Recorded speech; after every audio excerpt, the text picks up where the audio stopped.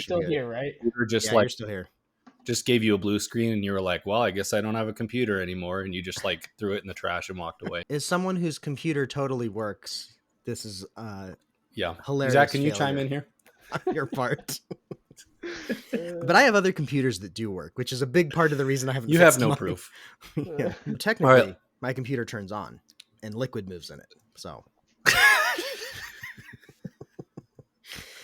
Brandy keeps making fun of me that it's like the most expensive water. It's like a water feature. Yeah. It's like a $7,000 water feature. I love your coping brag is like it turns on and it moves water and water moves around. Yeah, the fans go. It's every component. It's beautiful. Appearances of working. Yeah, everything except the motherboard. No visual component to it.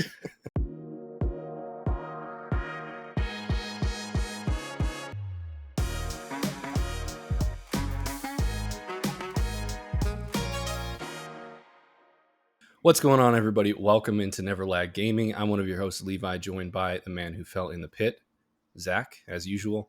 And as unusual, it doesn't really work, does it? As not usual, who is also unusual. Like we got Calvin. We got a special guest, Calvin, joining us. And I'm sure you both are wondering why I've brought you here today. Are we in trouble? Yes, I'm going to spend the next 2 hours telling you both everything you've ever done wrong. Exactly what we've done. I'm used to it. Exactly. And Calvin, why are you here? Do you have any proof that you even care about video games? Not at all. No. Interesting. All right, we'll let you. I wish there was some visual indicator, but yeah, we'll just have to take his word for it. You look trustworthy. Okay, well, anyways, we are here to discuss our games of the year. We're going to break down our top 10 collectively, and we need to lay out some ground rules. I've been thinking about this. Probably similar to how we did it last year, but little bit cleaner, hopefully. I mean, I don't know. Hopefully we don't get worse, you never want to get worse the second time around. But so true. I think we all have honorable mentions, probably. Yep. So let's save those to the end for the sickos that want to stick around for that. Spoilers. I think anything we talk about today, unless we're the only ones we care about, not our viewers. If one of us haven't played it, we'll dance around, not do spoilers. But if we've all played the game, we're probably going to discuss spoilers here. So to whom it may concern, if a game pops up that you are like, whoa, I'm about to play that tomorrow. Just pause it, play the 30 games we discuss, and come back. I actually did that with your last video. There you go. You got to a game that I had proof that it's been done, and it's worth it. Came back, listened to it afterwards. That's good. What a sicko. Okay, so spoilers will be had. The other thing I wanted to mention. We all have different top 10s. Your number 8 might be my number 3, blah, blah, blah. We ran into this last year. If we bring up a game, I say, hey, my number 9 is this.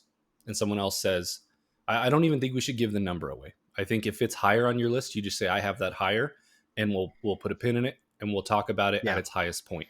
Okay? That sounds good. Because I think last year we kind of double talked about games too much. We did. We talked about it at each placing. And let's just save it. If someone has it higher, say, hey, I've got that higher, and we'll move on. Anything else? Anything come to mind?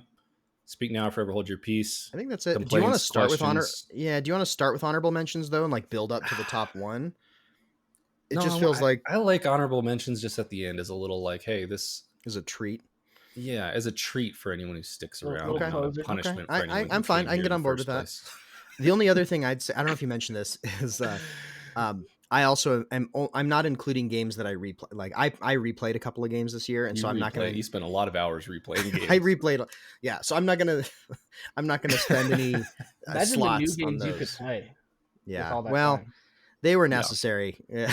They were necessary for other games, new games like that I played. So they were necessary. Yeah, there was no other way, Calvin. For example, I replayed Final Fantasy VII Original and Final Fantasy VII Remake in preparation for Rebirth. And also the other one. And I technically I played Crisis Core for the first time. So, but yeah, so those two, they're great games, but I'm not going to include them in my running. I also replayed the Elden Ring base game and platinumed it while doing Crazy. Erd Tree. So I'm not going to include Elden Ring base game. Let's keep it simple. So I wouldn't care if someone else deviated from that. But Is that because you don't have a PC? Is that why you did that? Because your PC only turns on and moves water? No comment. So there's a lot of speculation. There's a lot of to answer. Falsehoods that are being circulated by the media. But circulated. Interesting choice of words there. I think it's best we move on. All right. Other thoughts I just had about this. We don't really have any rules about this. So DLCs, fair game. Games that didn't come out this year are going to be on the list because we played them for the first time or whatever. This year.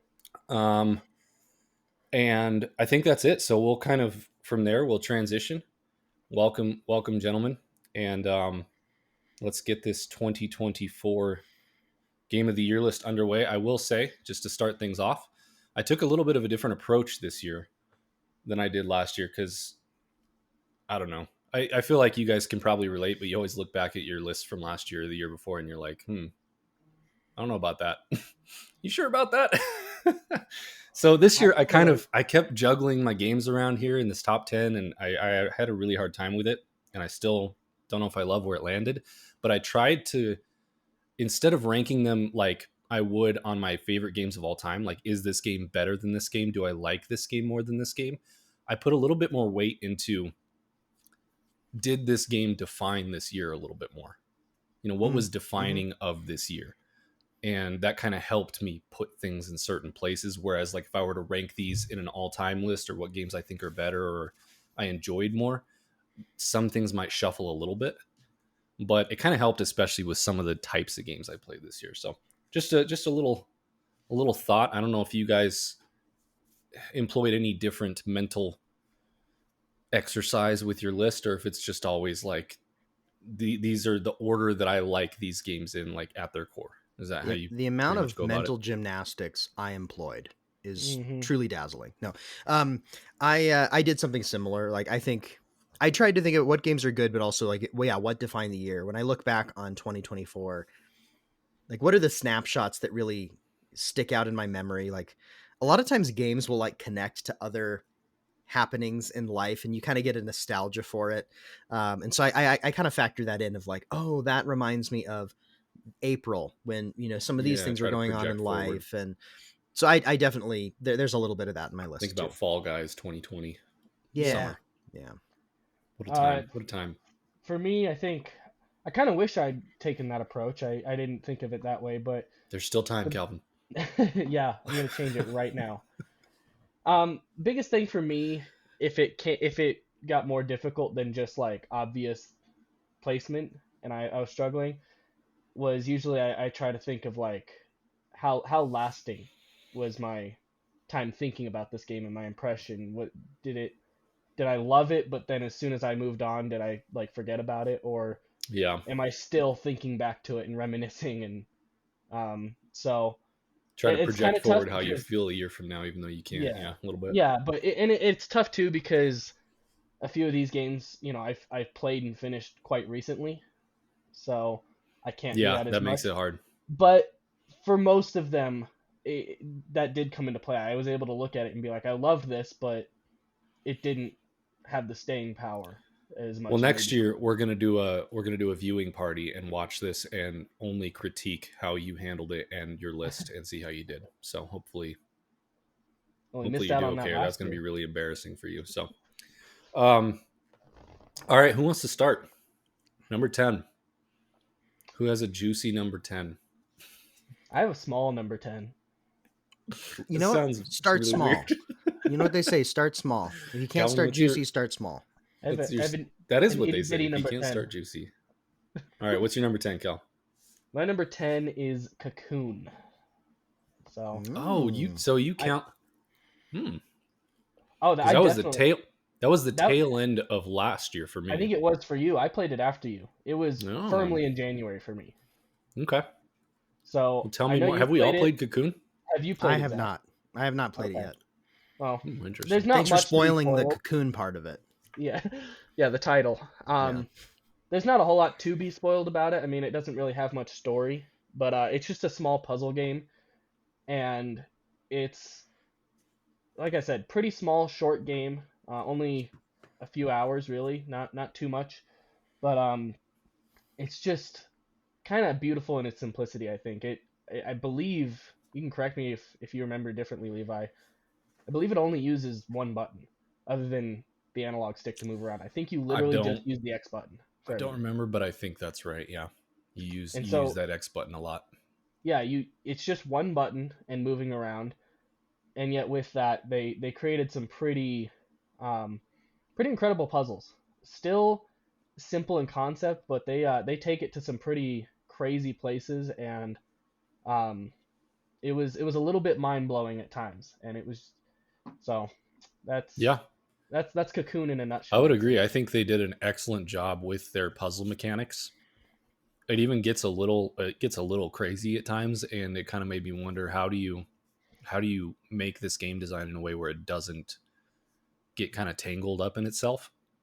Is this the And one where it's like nesting levels within yeah, themselves? Yeah, you're carrying the worlds around, it's and you can set the Worldception. worlds down and then go into them, and you're basically Inception solving these puzzles.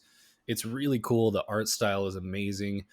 Um, Sound yeah, design. it uses one button. The sound design is probably the best part of the game. I Yeah, mean, you got to play this game with headphones, because whoever did the sound design for like all of the feedback and everything is just the best part of the game. And then the other thing I want to shout out from my memory is this honestly should be like the master class.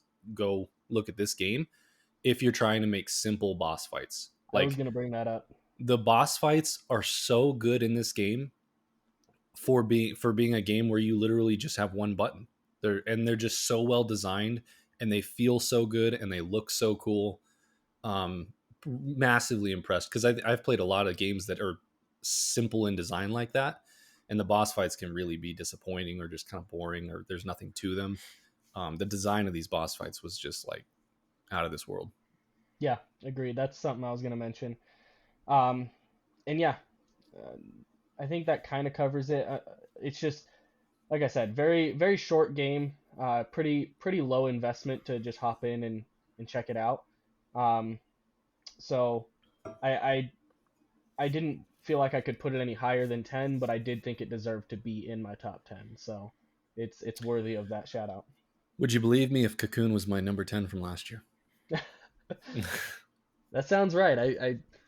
I had forgotten that, Just but I remember it was number in your 10. list. Yeah. It's just a number 10 kind I of game. swear I guess. didn't copy your list. For that from type of last game, year. though, that's still pretty good. Like it's Yeah. it's It's always I need- tough to weigh those smaller, Yeah. Yeah. really like almost more intimate and interesting games, like explorative concepts, against like the bigger, more traditional games.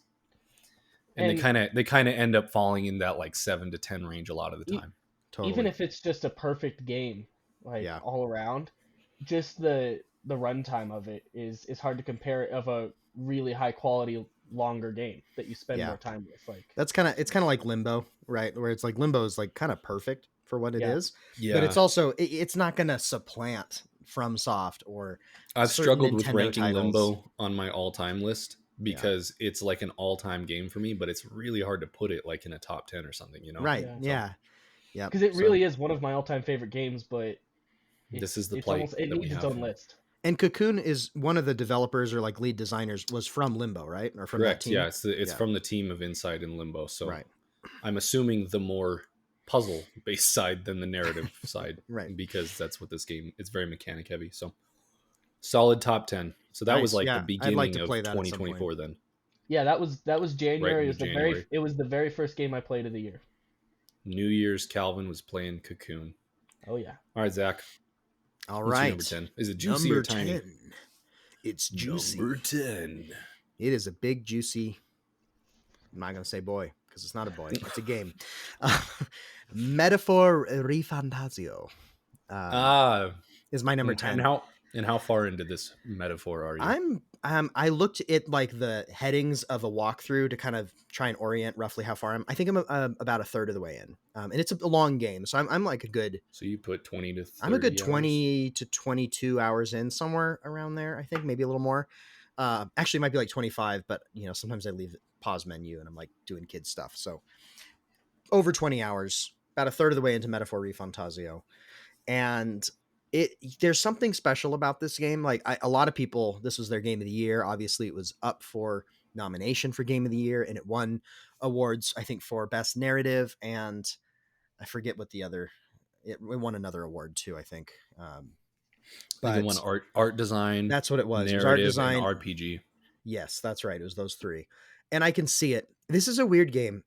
First of all, I think finishing this is going to determine this. I think this could maybe climb a little bit if the narrative carries through and is really strong. The story stuff they're doing is pretty weird, but pretty interesting, and it's pulling me into it. The RPG mechanics are pretty fun, even though it is kind of the more old school RPG style. It does have some fun elements to that. The downside of Metaphor is that visually it has like a really flashy and cool art style in terms of like a lot of the UI elements and the menus. The music is really awesome, and it's a very stylish game in some ways, and yet oddly, the actual visual fidelity of a lot of things, like the assets, um, the the graphical fidelity is not good at all. And there are a lot of parts of this game where it feels like I'm playing. I know we say this sometimes, and I feel like it's such an easy like neckbeard thing. Oh, it looks like a PS3 game, but it kind of does look like a PS3 game in a lot of points. And that does drag it down for me. Like it looks really ugly in some parts and just really old and clunky in others. And then it'll also be flashy and stylish in these other ways. The animated cutscenes are really good. And then again, the gameplay loop is pretty satisfying. If not, it's not quite my normal cup of tea. Like if you like the Persona 5 gameplay loops, like you'll like this. It borrows a lot of elements like that, like the calendar cycle, and then like the relationship and story building threads you have to do on a certain timeline mixed in with RPG boss battles and dungeons and stuff. But there is some weird quality to this game that makes it feel very memorable, very special. So I don't know if it will climb much higher. Like depending on how it ends, it might jump up a couple spots. I don't think it seems unlikely that this could even be a game of the year for me, even if I finish it and I really like it, because I think there are some drawbacks to it. But And have you ever played as much of the Persona games as you've played of this game? I think I've passed it. I think I played about 15 to 20 hours of Persona 5. Okay. So I think I'm kind of just a little past that point. And so again, I gave Persona I think it 5. was for 5, yeah. I gave Persona 5 Royal or whatever the good old college try because it is, a beloved game of that genre and kind of one of the only ones of its kind. And I wanted to give it a try. And I maybe got 15 to 20 hours in, and it just doesn't do anything for me. I just felt bored and like I was pressing at that point, and so I fell off of it. And with Metaphor, I kind of each time this comes up, I'm like, okay, maybe this time I can get into it. It's a little bit different. It's not so much the like urban city high schooler. It's more fantasy. Maybe that could work for me. But I will say I've heard that from everyone that the visual fidelity of the game is really poor. And if I'm ever going to get into one of these games, it has to really bring the visuals to give me that, something pretty to look at to keep me going. So that's pretty wild and I don't even think like Persona 5, it wasn't pushing boundaries, but I never I don't remember noticeably thought that, hey, this looks like an old game or this looks bad. So it being the same studio, that's really odd that this happened because I've heard that from everyone. It kind of seems like the menu and the flashiness is high fidelity 4K. And then like you go out of the menu into the game and it looks like you're the environments and like, That's so it is strange. weird because I don't remember that. I don't remember feeling that way about Persona either. So I don't know if they ran out of time, what the deal was. I would say I would not recommend this game for you, Levi.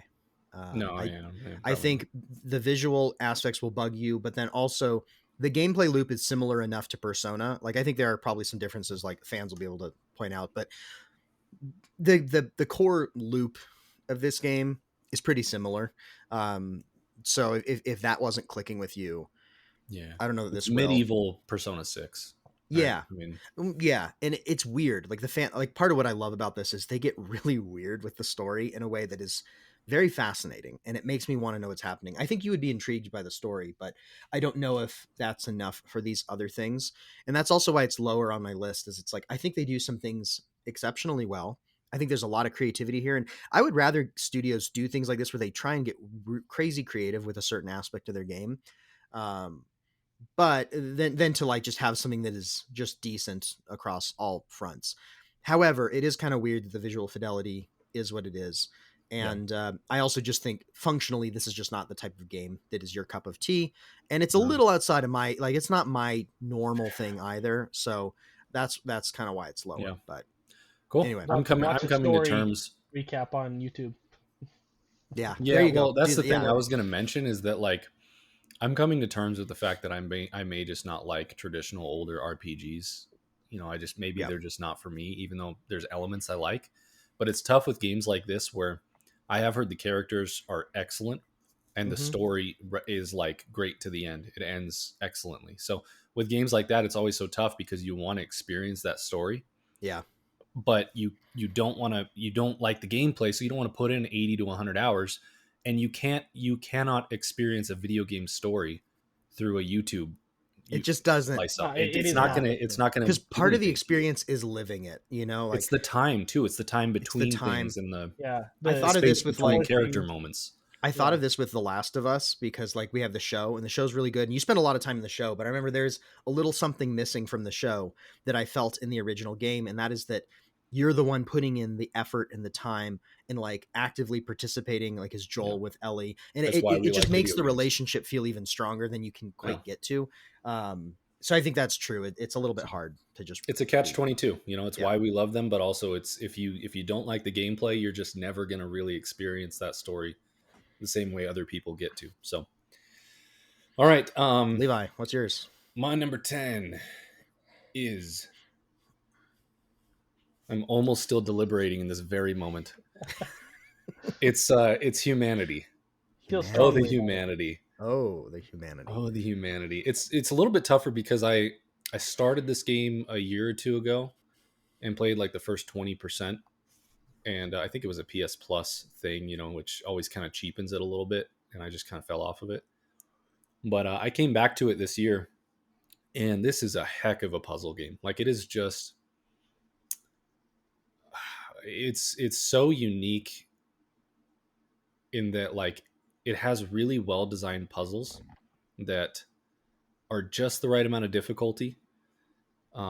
One or two that really stuck out that stumped me, but also kind of those two. That one in particular is kind of one of the highlights of the year in gaming for me because I was up too late that night. I was like, I got to finish this puzzle, and I couldn't, and I had to get up early the next day, and it was like 11:30, and I was like, I have to go to bed. Like I can't. I'm one who like fixates, and I'm like I can't sleep until I figure this out. Sure enough, I did not sleep until I figured it out because I laid in bed. I had messed around with it so much I like literally knew the grid of the puzzle, and in my brain I kept running like new you know calculations, new ways to try it or whatever. And sure enough, I figured it out in bed, fell asleep, came back the next day after work, and it was the right solution. And it was just like that's pure magic when a puzzle game can do that to you. That is cool.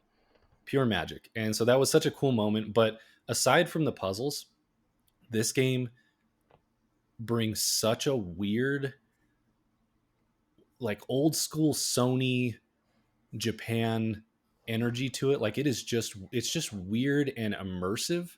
And you put your headphones on and there's this weird music and weird audio design and sound effects, and it is truly unique. You're not going to think, oh, I've played anything like this.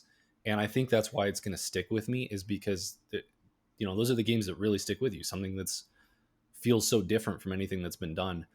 Um, so I thoroughly enjoy this game. I was really impressed coming back to it, and I'm glad that I did because it far surpassed my expectations of what I thought the game was within the first couple hours. It goes really interesting places. They do a good job of constantly changing up the puzzle designs.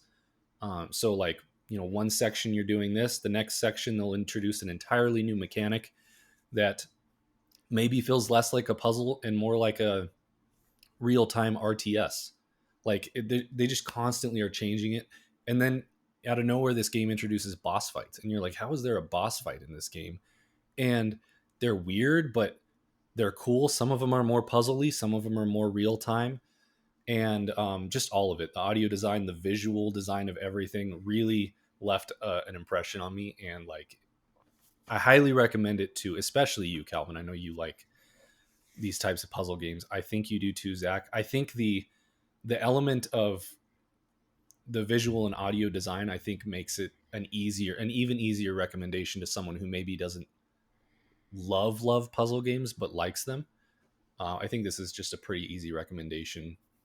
And I think you'll know though, within the first couple hour or two, like, am I interested in this? Am I digging it, or am I pushing? But Humanity, I loved it, man. It really surprised me. Yeah, when I'd seen you do like a level or two when you were, I can't remember if this is when you were originally playing it or when you were going back to it recently. Yeah.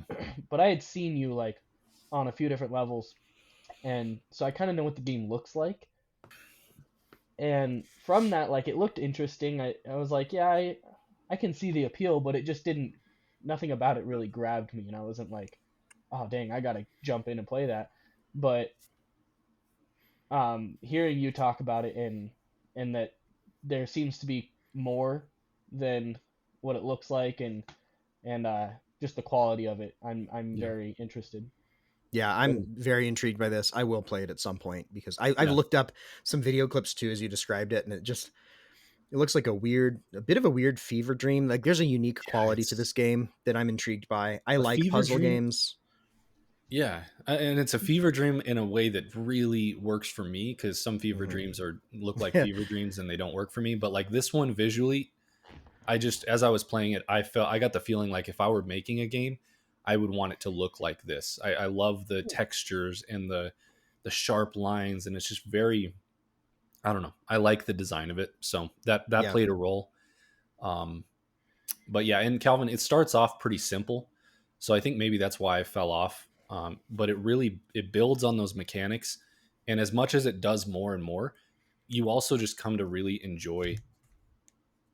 Like it's weird to say about a puzzle game, but you kind of really just enjoy being in this world a little bit. Yeah. The ambiance, the vibes. It has that effect. So, yeah. I mean, speaking of a puzzle world that you enjoy being in, the Witness is. That's what I thought of too.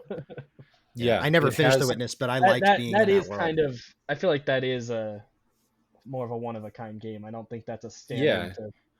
And this game is so different, but a lot of the ways I'm describing it are similar. Maybe some of those feelings. Yeah, exactly. And that's what's cool is those puzzle games don't come along very often. Yeah. So yeah, cool. It definitely will. I think this game went way under the radar. More people need to play Humanity. So yeah, I'm definitely interested. I'm gonna check it out at some point. So the world could use some more humanity, if I do say so myself. We should stop right there. That was poetry. Yeah, that's right. But we won't. Calvin, what's your number 9? Find us on Patreon. Are we going right to me again? Are we keeping the same cycle? Zach, what's your number 9? Yeah. Do we? Calvin, you're out. Who has a less interesting number 9? Mine might be controversial. Yours is so interesting. Wow, what a it's really potentially cocky. Controversial. That's okay. I think that's going to happen. Who has a less good number 9 than you? Yeah, you may go first. Mine, I don't think will be controversial, but I don't know. Let's just keep going in the same. Okay, I'll just go. That's fine. Nope. Overruling. I'm so confused. We need a gavel. I don't care. Zach, go. Okay. I don't know if this is on your list, Levi, but Little Nightmares. Just kidding.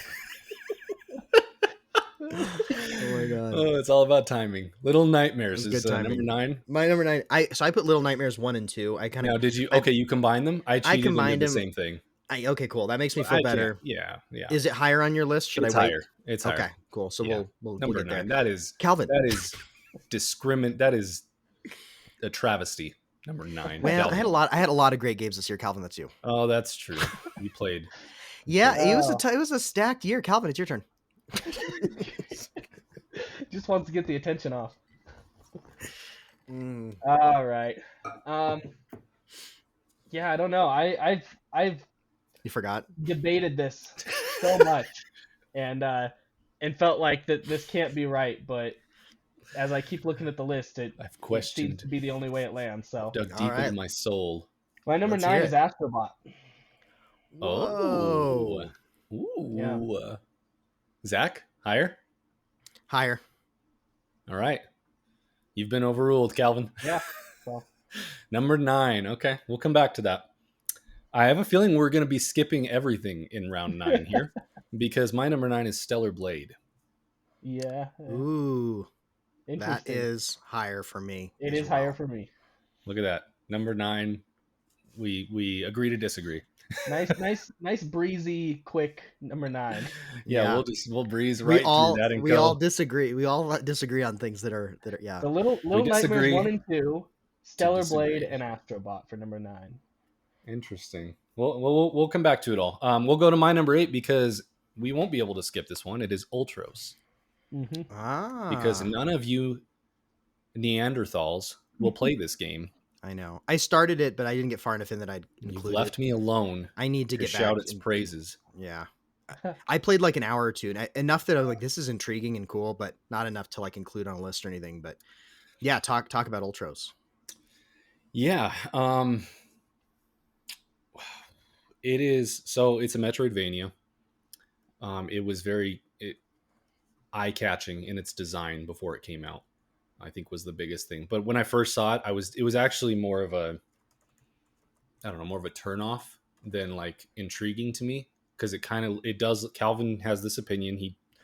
He can't play it apparently. I don't know, but it does look like visual throw up at times. You're just like, this is a lot going on color wise. It's very like 60s sci-fi 60s vibrant colors, Psychedelic. Like you're high the entire time. Yeah. Yeah.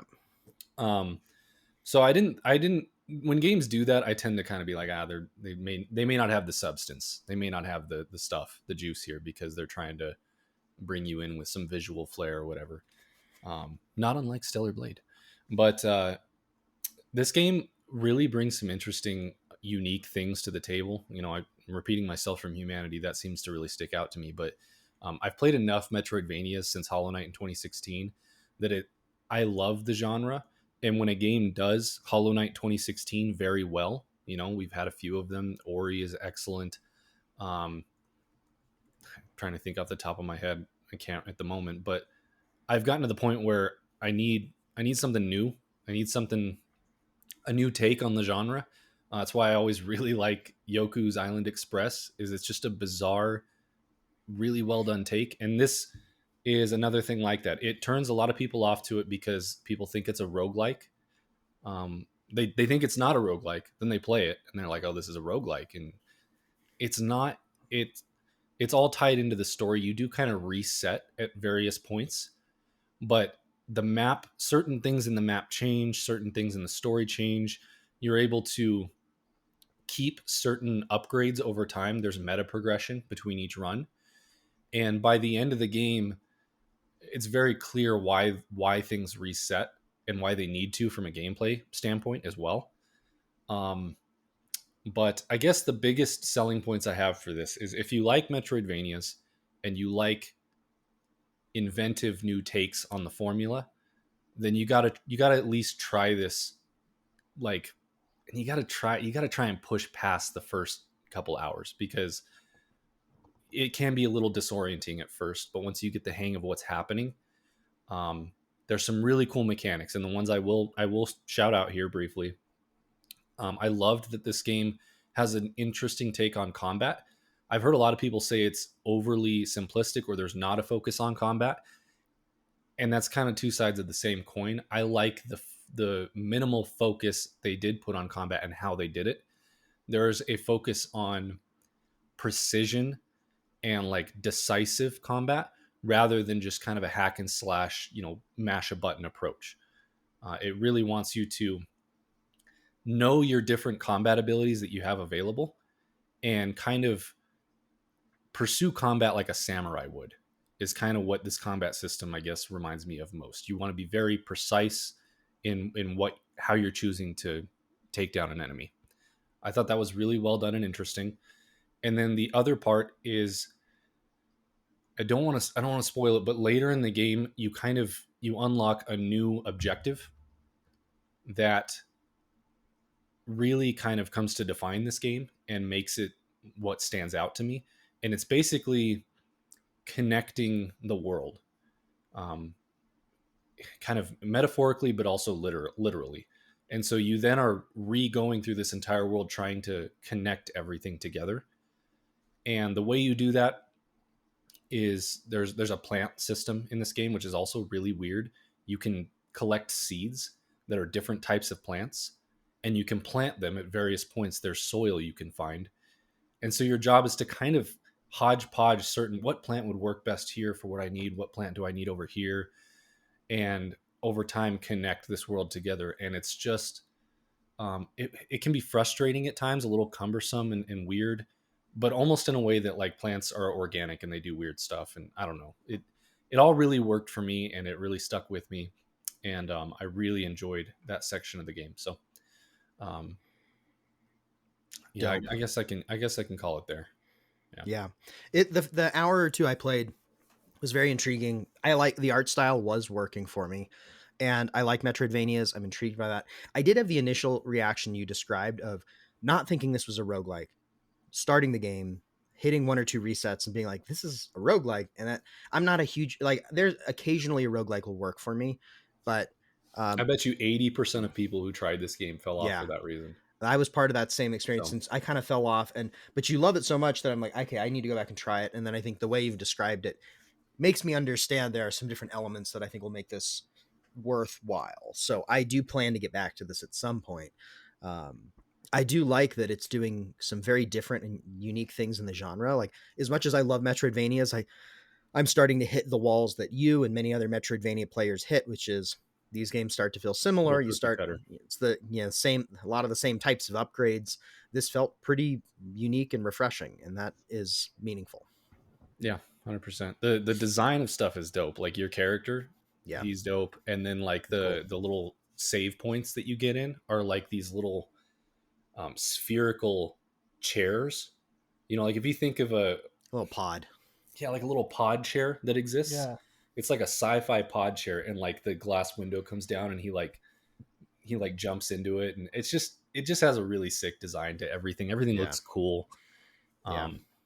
So it's got some cool surprises for anyone who is intrigued and willing to kind of push through the beginning. Yeah. Understanding the game, so. And this was your number 8, right? Is that what we're on? Number 8. Yep. Okay. Yeah. Cool. That's a good one. All right. Who's next? Calvin? Sure. My number 8 is Prince of Persia: The Lost Crown. Oh, it made the list. Wow. Yeah. Nice. So, mine okay. Yeah. Well, I don't want to spoil anything. Is yours but higher? It's not higher. Oh no, it's not. So I guess it's not spoiling anything to say. Yeah, it's not. It didn't quite make the list. Not on your list. Okay. It was a tough choice though, because I'm the only one with it on my list. What did you love about Prince of Persia: The Lost Crown? So, I think a big part of this, because I really enjoyed Prince of Persia, but I do think I've heard you guys kind of voice some criticisms towards it and whatnot, and I mostly agree with those. But I think a lot of it comes down to the fact I love Metroidvanias. Hollow Knight's one of my all-time favorite games, but I really haven't played that many. I've played far fewer Metroidvanias than you guys for sure. So the burnout you guys speak of, with them all feeling the same, I know it intellectually, but I haven't felt it. I haven't really experienced it myself. So I think that helped this game be higher for me than it was for you guys.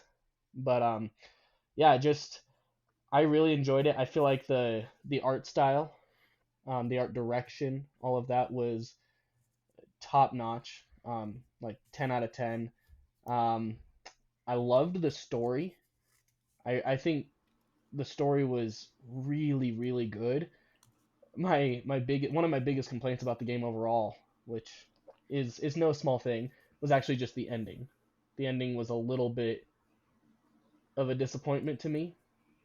But other than that, I feel like the whole story was excellent. Art direction, the world was very cool, fun to explore, and then I don't know, I feel like Metroidvanias usually um, somewhat live or die by their mechanics and their Yeah. movement, their abilities, and I feel like Prince of Persia did a lot of kind of usual things that you'd expect from a Metroidvania, but they also did some really interesting and cool stuff that um, was implemented in Yeah, some I really would cool agree. ways. They kept it from being too cookie cutter. I will say, I think the movement and the combat in Prince of Persia is probably 10 out of 10. I don't know if it would have made my list in this scenario, but I do think the ending definitely kept it off my top 10. Yeah, I the don't, you guys ending probably didn't watch my playthrough was that I okay. uploaded, but literally when the game ended, I I it's the first time I've ever finished a game and actually sat there and been confused. And I was like, no, this there that can't be.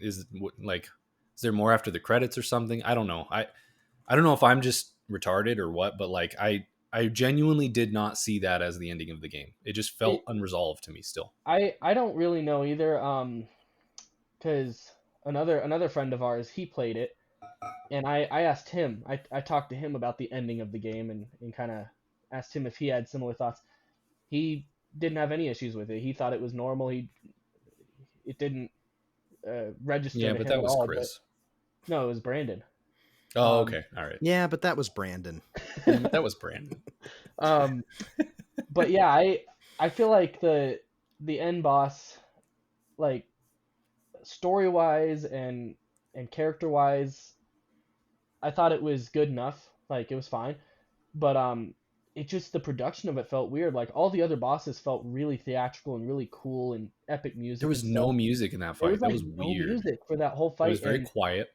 and something about that, I think it sounds like maybe a small thing or weird for one thing to make such a Oh, big it difference. But matters. the fact that there was no No. music for that fight, Yeah. it felt empty, Yeah. and And it am I was am really I weird. wrong? I don't know if you remember, but it felt to me, and I don't remember their names. We could spoil this because we said there's spoilers. It's like Vargas or something. Varum, I think it Vare, was. Varum. I Varum, think the Varum final sounds boss right. was Varum. Varum. So Yeah. Which you to fight me, earlier in the game if I again. recall Yeah. correctly, they were.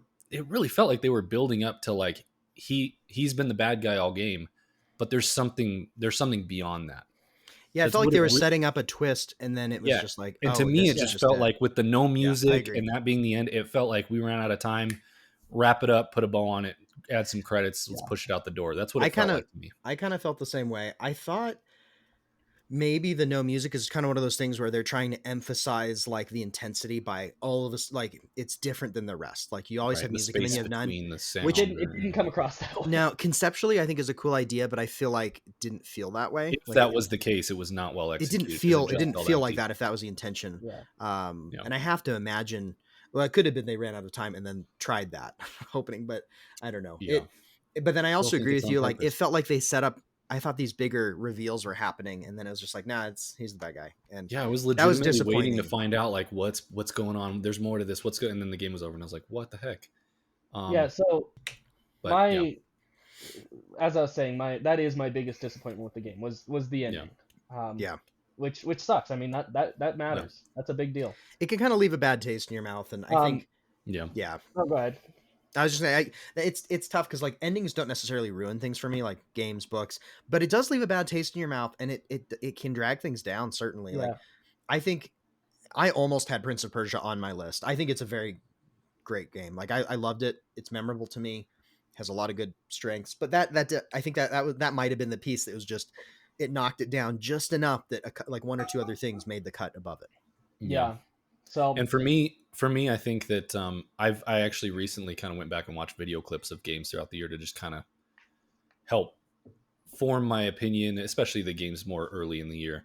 And I was watching some combat from that game, and I was like, man, the movement and the combat was really sick in that game. Like it just felt good. I cranked the difficulty up. They had a bunch of sliders. I cranked like enemy damage up, and you could keep their health kind of normal so they weren't like tanks or whatever. And I love the combat in the game. But yeah, the story, and then also it's just I talked to Zach about this. There's certain games that you finish and you're like, that was an 8 out of 10, and then there's certain games where you're like, that was an 8 out of 10.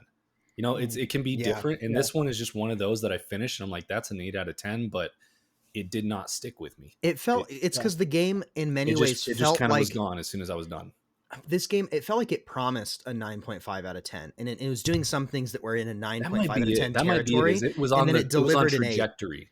And then it delivered an 8. Whereas some games you'll be like, this game should be a 6 and somehow is an 8. You know what I mean? I think it's an expectations thing. And I think that might be it. Yeah. Maybe. Because I would agree that halfway through this game, it's on trajectory to be a 9.5. I know the first time you guys beat it before me, and I remember you kind of, especially you, Levi, but you guys coming down on it just a little bit, and I was still in the earlier part of the game, and I was like, "This is like incredible." I remember thinking this is going to be in my top 3, and sure enough, I get to the back half of the game. Behold.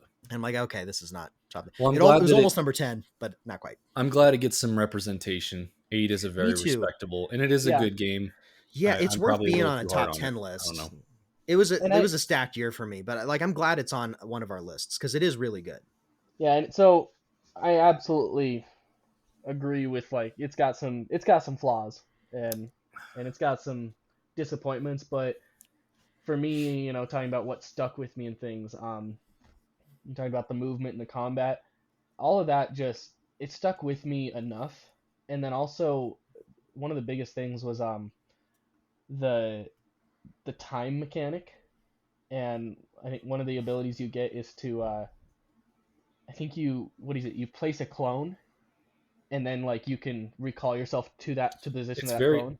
Yeah, there's that, and there's also the almost a crack in time puzzle type things you can do where you run a clone and then you the way that mechanic especially gets used both in combat and puzzles that's what stuck with me more than anything, because you use it in combat, it's really cool. There's moves where there is no other way to dodge it, and so you need to use certain movement abilities to get in the right position, leave a clone, and then once the move's about to pass and about to hit you, you go back to the clone. Stop trying to convince me. And then it also has the crack in time puzzles where you use multiple realities to affect stuff and open doors, and then you run through and do the real thing. Do it all in the correct timing and stuff.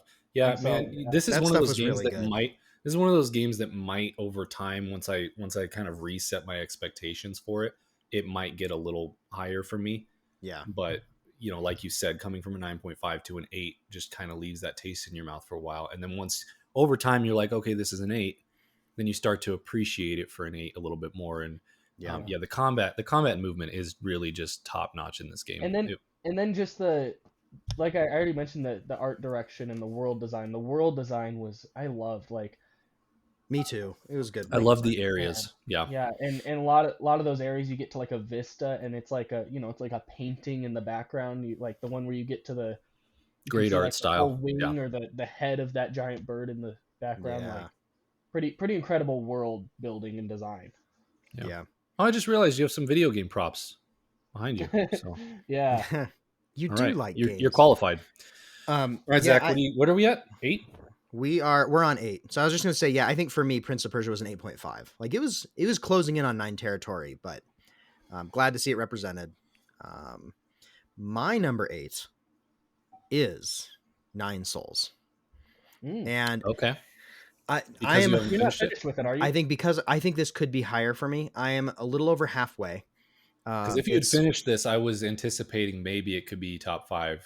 I think it could be top 5 potentially. It's a really stacked. You'll see why this year is really stacked for me. So you gotta stop saving life-changing games all in 1 year. Yeah, spoilers. I'm playing a little bit of my backlog too, but 9 Souls is very good. In a year where I wasn't catching up on some backlog things, it handily could be top 5.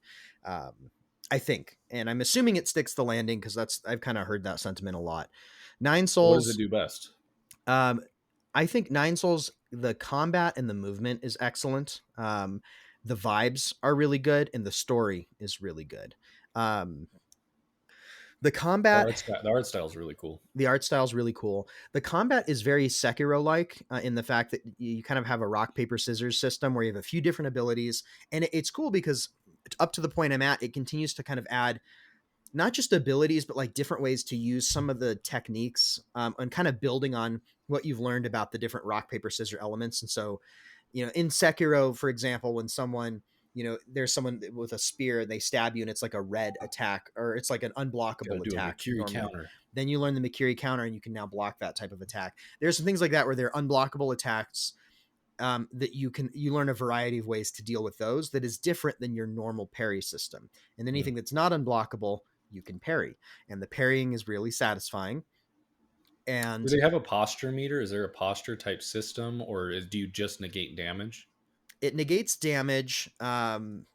You build up these little like energy points or chi points that you can then use for a more powerful ability to take down their health more. So So it's instead of more Is that the only by- way you offensive build for those you up? personally by than parrying, by Okay. perfect parrying, you build up these like points that you can use for. And then you use like an ultimate or something.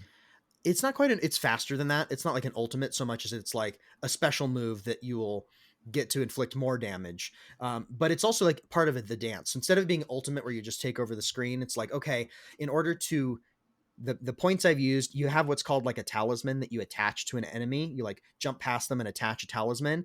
And then there are different talisman abilities. One of the early ones you get is it like explodes. It's almost like a bomb that detonates. The more energy points you've built up, the more damage that little talisman bomb will do. But what's kind of cool about it is you can still get hit and like and it'll mess up your application of this talisman. So you have to time things right still, which can be frustrating, but also really rewards the whole dance. Strategy. And so it's like, okay, I have to wait for them to be in a moment where I have just enough time to like, because you like attach the talisman and then it takes a minute for you to like, you hold and then let go and it blows up or whatever. So it very, very much, you have to play the game, play the dance. And then later you get other abilities where it's like certain ultimate or certain like unblockable attacks. You have to like hold and release a button at the right point and you like block it. And it's just a good mix that keeps you very engaged in the combat. And so far it's pretty well balanced. It makes you feel really powerful. It requires you to get good with the skill set. It's not the hardest thing I've ever played, but it does require you to like learn the abilities and when to use them. And I love that type of thing. Are there difficulty settings, or is it just a? I don't know. I'm just playing it on whatever it starts at. So it didn't ask you. I don't remember. It might have. Oh, But my philosophy with that is I tend to just go with the default setting and then see how I feel, and it's pretty good. I would say it's a touch like a shade on the easier side. Like the parry windows are not super hard to hit, but they do require you to hit them well. One other cool thing that happens is if you parry and it's not a perfect parry or you're guarding, you take damage, but it's like you have some time. Like if you manage not to take damage after that, your health will build back up. It's kind of like an inverted Bloodborne rally system where if you parry, it's not perfect, you get hurt, you can not get hit for long enough, that health can build back up. Interesting. Yeah. So there's some really cool things like that. It's fun. It's a lot of fun. I think you'll enjoy it. The boss battles are really cool. I've done a handful of them. Fights a highlight. They are. They require you to use these abilities. And what's nice is like, as you unlock more nuance to this system, the bosses require you to use that. Like the boss I'm on about halfway through, I just like got an extra ability in this rock paper scissors system, and he requires you to use all of them that I know cool. So far. And it feels a little bit like Sword Saint Ishin from Sekiro, where it's not, I'm not at the end, but where it requires you to bring your knowledge and use the various pieces. And if you don't, like this guy has this one attack where you have to use your new sort of new parry ability, and if you don't use it, it's nearly a one-hit kill, not quite, but and so it's like, okay, you really have to know this new thing, and so it teaches it to you. So that's all good. The last thing I'll say is the story is pretty interesting. The characters are good, and it does a good job of like kind of wrapping you up in the narrative. And it's not the most mind-blowing story ever, but it's a well done story with likable characters that makes you care about kind of the stakes and the progression of like as you're going through and fighting the different 9 souls. The only thing that is kind of a drawback is exploration. Exploration in some ways is good and in some ways is frustrating. The map in particular is my least favorite thing. Like zooming in between like the region map and the world map is kind of clunky, and it doesn't, when you zoom out to the world map, you can't see a lot of the details. It's just like boxes of regions, and then you zoom into a region and you see all the details, and it can make it really hard to like plot your course or remember like, oh, this box that What a says weird the design factory. choice. Yeah, it's like why do the that? factory is Like like a you have red, to go out of your way to do that. kind of, the factory is just like a red box, and it's like I don't remember what's there until I zoom into it, but when you zoom in you lose the context of how everything connects, and it's just that makes it hard to figure out where You you're zoom going. in, can you move around, or is it like a one size fits all zoom into the zone? I think you can move it. You can move around, but only for the region, I believe. So you Okay, can't yeah, like okay. see. You have to zoom Huh. back out and then zoom into a different region. So it kind of it kills that context of how it makes it a lot harder to Just a mentally weirdly map how the world cumbersome is system. interconnected. And some of the exploration, the way the game like almost to compensate for that, or maybe it's just the way they did it. There are a lot of moments in the game where you'll be doing an area and then you find an elevator and it takes you totally somewhere else. Or a story beat happens and you end up at kind of, there's like a hub area, and it kind of kills the exploration in the sense of like it just makes it hard to remember mentally like where I was, what I was doing, where I need to go next. There's not generally map markers telling you where to go, which can be really nice because it forces you to explore, but because of this clunky system, it just makes it a little hard. So that's my biggest drawback. It is by no means like, this is still feeling like a great 9 out of 10 for me. Okay. And I think you guys will both really like it. So anyway, I've gone on for a while. Nine Souls is fantastic. Kind of a crime in my opinion that it was not even nominated for anything For this year in Game indie of or the Awards. Like nothing. it should have at least been in It like an seems indie so strange. conversation or something. I personally think this could have been nominated for Game of the Year instead of like Balatro or something. Like I think this Yeah, I feels really really worry special.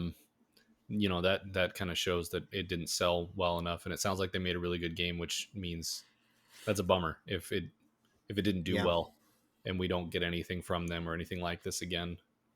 I You know. hate to see it. Does it Yeah. have the play problem that I have sometimes with Metroidvanias we've talked about, where it feels like a stage or a play, or does No, the world I don't feel think so. appropriate and lived in and like kind of Yeah. realized? Immersive. I think it feels realized and immersive. It doesn't feel like Okay, a stage to me. I think cool beans. it's hard to say. That's such a weird, subjective, ephemeral I thing. know But it's like only a me thing, for but me, not well. I felt it. I feel it in certain games. It doesn't feel that way for this to me. I don't think you'll feel that way.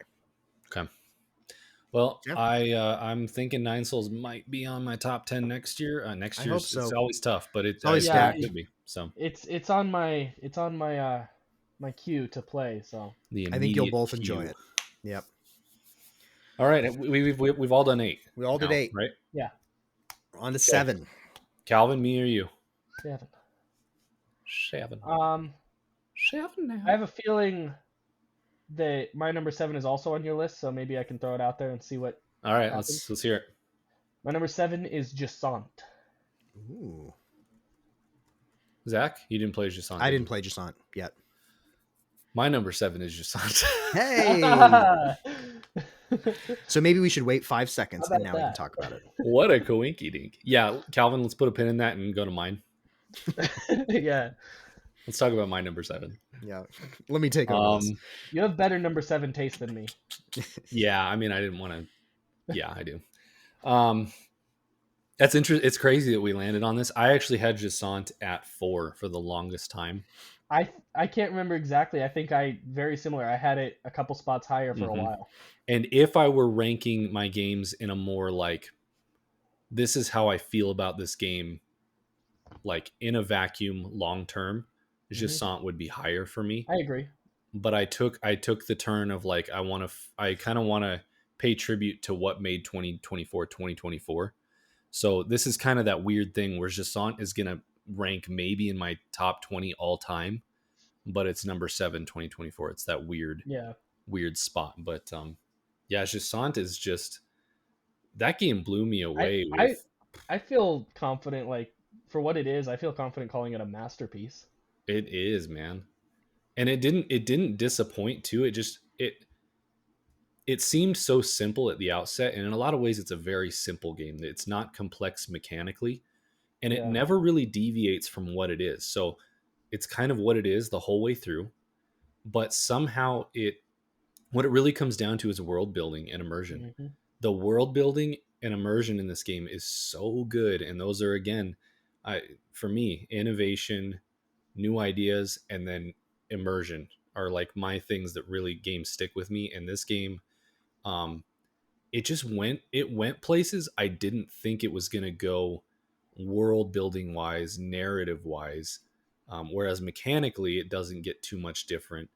It went a lot harder than I thought it was going to at the beginning for Yeah, the it's end. so interesting. Like on paper, a a game that's literally just about climbing, and Yeah. functionally you don't do anything other than climb And not and even wait. that difficult of climbing. Like Not really, yeah. there's not a ton of difficulty in this game. There's just enough to engage you, Yeah. but it's not a difficult game by any But yeah, means. it's like on paper I'd look at that and be like, well, no. But uh, No. but yeah, it's so good. Like you said, the world building, I don't think Did you read everything? yeah, I and that's always a testament in my mind for me Yeah, that's a personally. sign. Like if a game does that well enough to where I want to and enjoy reading everything I come across, That is Yeah. a good sign. Yeah. that If you got me that's sitting down impressive. reading multiple paragraphs every Yeah, couple minutes, then you've done and good writing and world building. So let Yeah. me know if you remember differently, but I don't think there's a single like spoken word of dialogue in the entire game. I believe no, I it's don't there. think so. There's just noises. Yeah, it's just ambient Like your noise and companion makes music. noises and Um, music. and then so all of the story and It's a very world building is contemplative game in that way. is is done entirely through visuals, the visuals of the world and your Yeah. surroundings, and then like notes that you find and read between people. In that way, it's kind of like a version of Journey that I can tolerate. Yeah, People love the game Journey, and to me, that was just like a screensaver. Like it didn't yeah, even feel like a game to me. This has what I would real imagine as someone who substance. doesn't like Journey. I think it has those elements, but it also has enough engagement and gameplay, and this is a game. This is a full Mhm. on video game, but it has that Journey element of it's very contemplative, and you think about the world and what happened, and as you progress, as you climb higher and higher, you get to kind of see more and more evidence of what you've been reading about, and it's just it really will stick with me in that way. And also, I love the art style. I'm a Yeah, sucker the for that arts. really stylized clay looking Yep. art style, art design. So I just loved looking at this game. I thought the UI is so minimal, and what UI is there, I love the design of the designers of this game artistically just knocked it out of the park. So Yeah, and then I briefly mentioned it, but the music was so yeah. good. Music was very very good. Like it just And the it hit chapters, the some introduction of emotional each moments. chapter with the music and the conclusion of each chapter Hmm. with the music, it just has some really powerful moments, Yeah, all without saying a word. It does a pretty and phenomenal job. So I also think that the length of the game was just about perfect for what it was. It was what, 7 chapters, I think, I something think like so. that. And And I I feel think like you're it. right, because when I thought I was at the end, I was like, "Oh, it's a little short," and then it had another chapter, Yeah, and I was like, "Okay, I feel yeah, I feel satisfied like it now." was a perfect length. Like it maybe could have been a little longer, but it I feel like it delivered and Yeah, it hit everything I wanted it to, and it didn't overstay its welcome. So I could have done another chapter or two, but that's not to say it needed it. That yeah, there's something to be agreed. said for leaving them wanting more and not like they didn't get enough, and that's how I felt. So Yeah, so got to very play good Jasant, game. man. So I good. will. It's And relative. It's I have it planned for 2025 because of yeah, Yeah. and your praises and now hearing Calvin just mirroring those. And I love contemplative.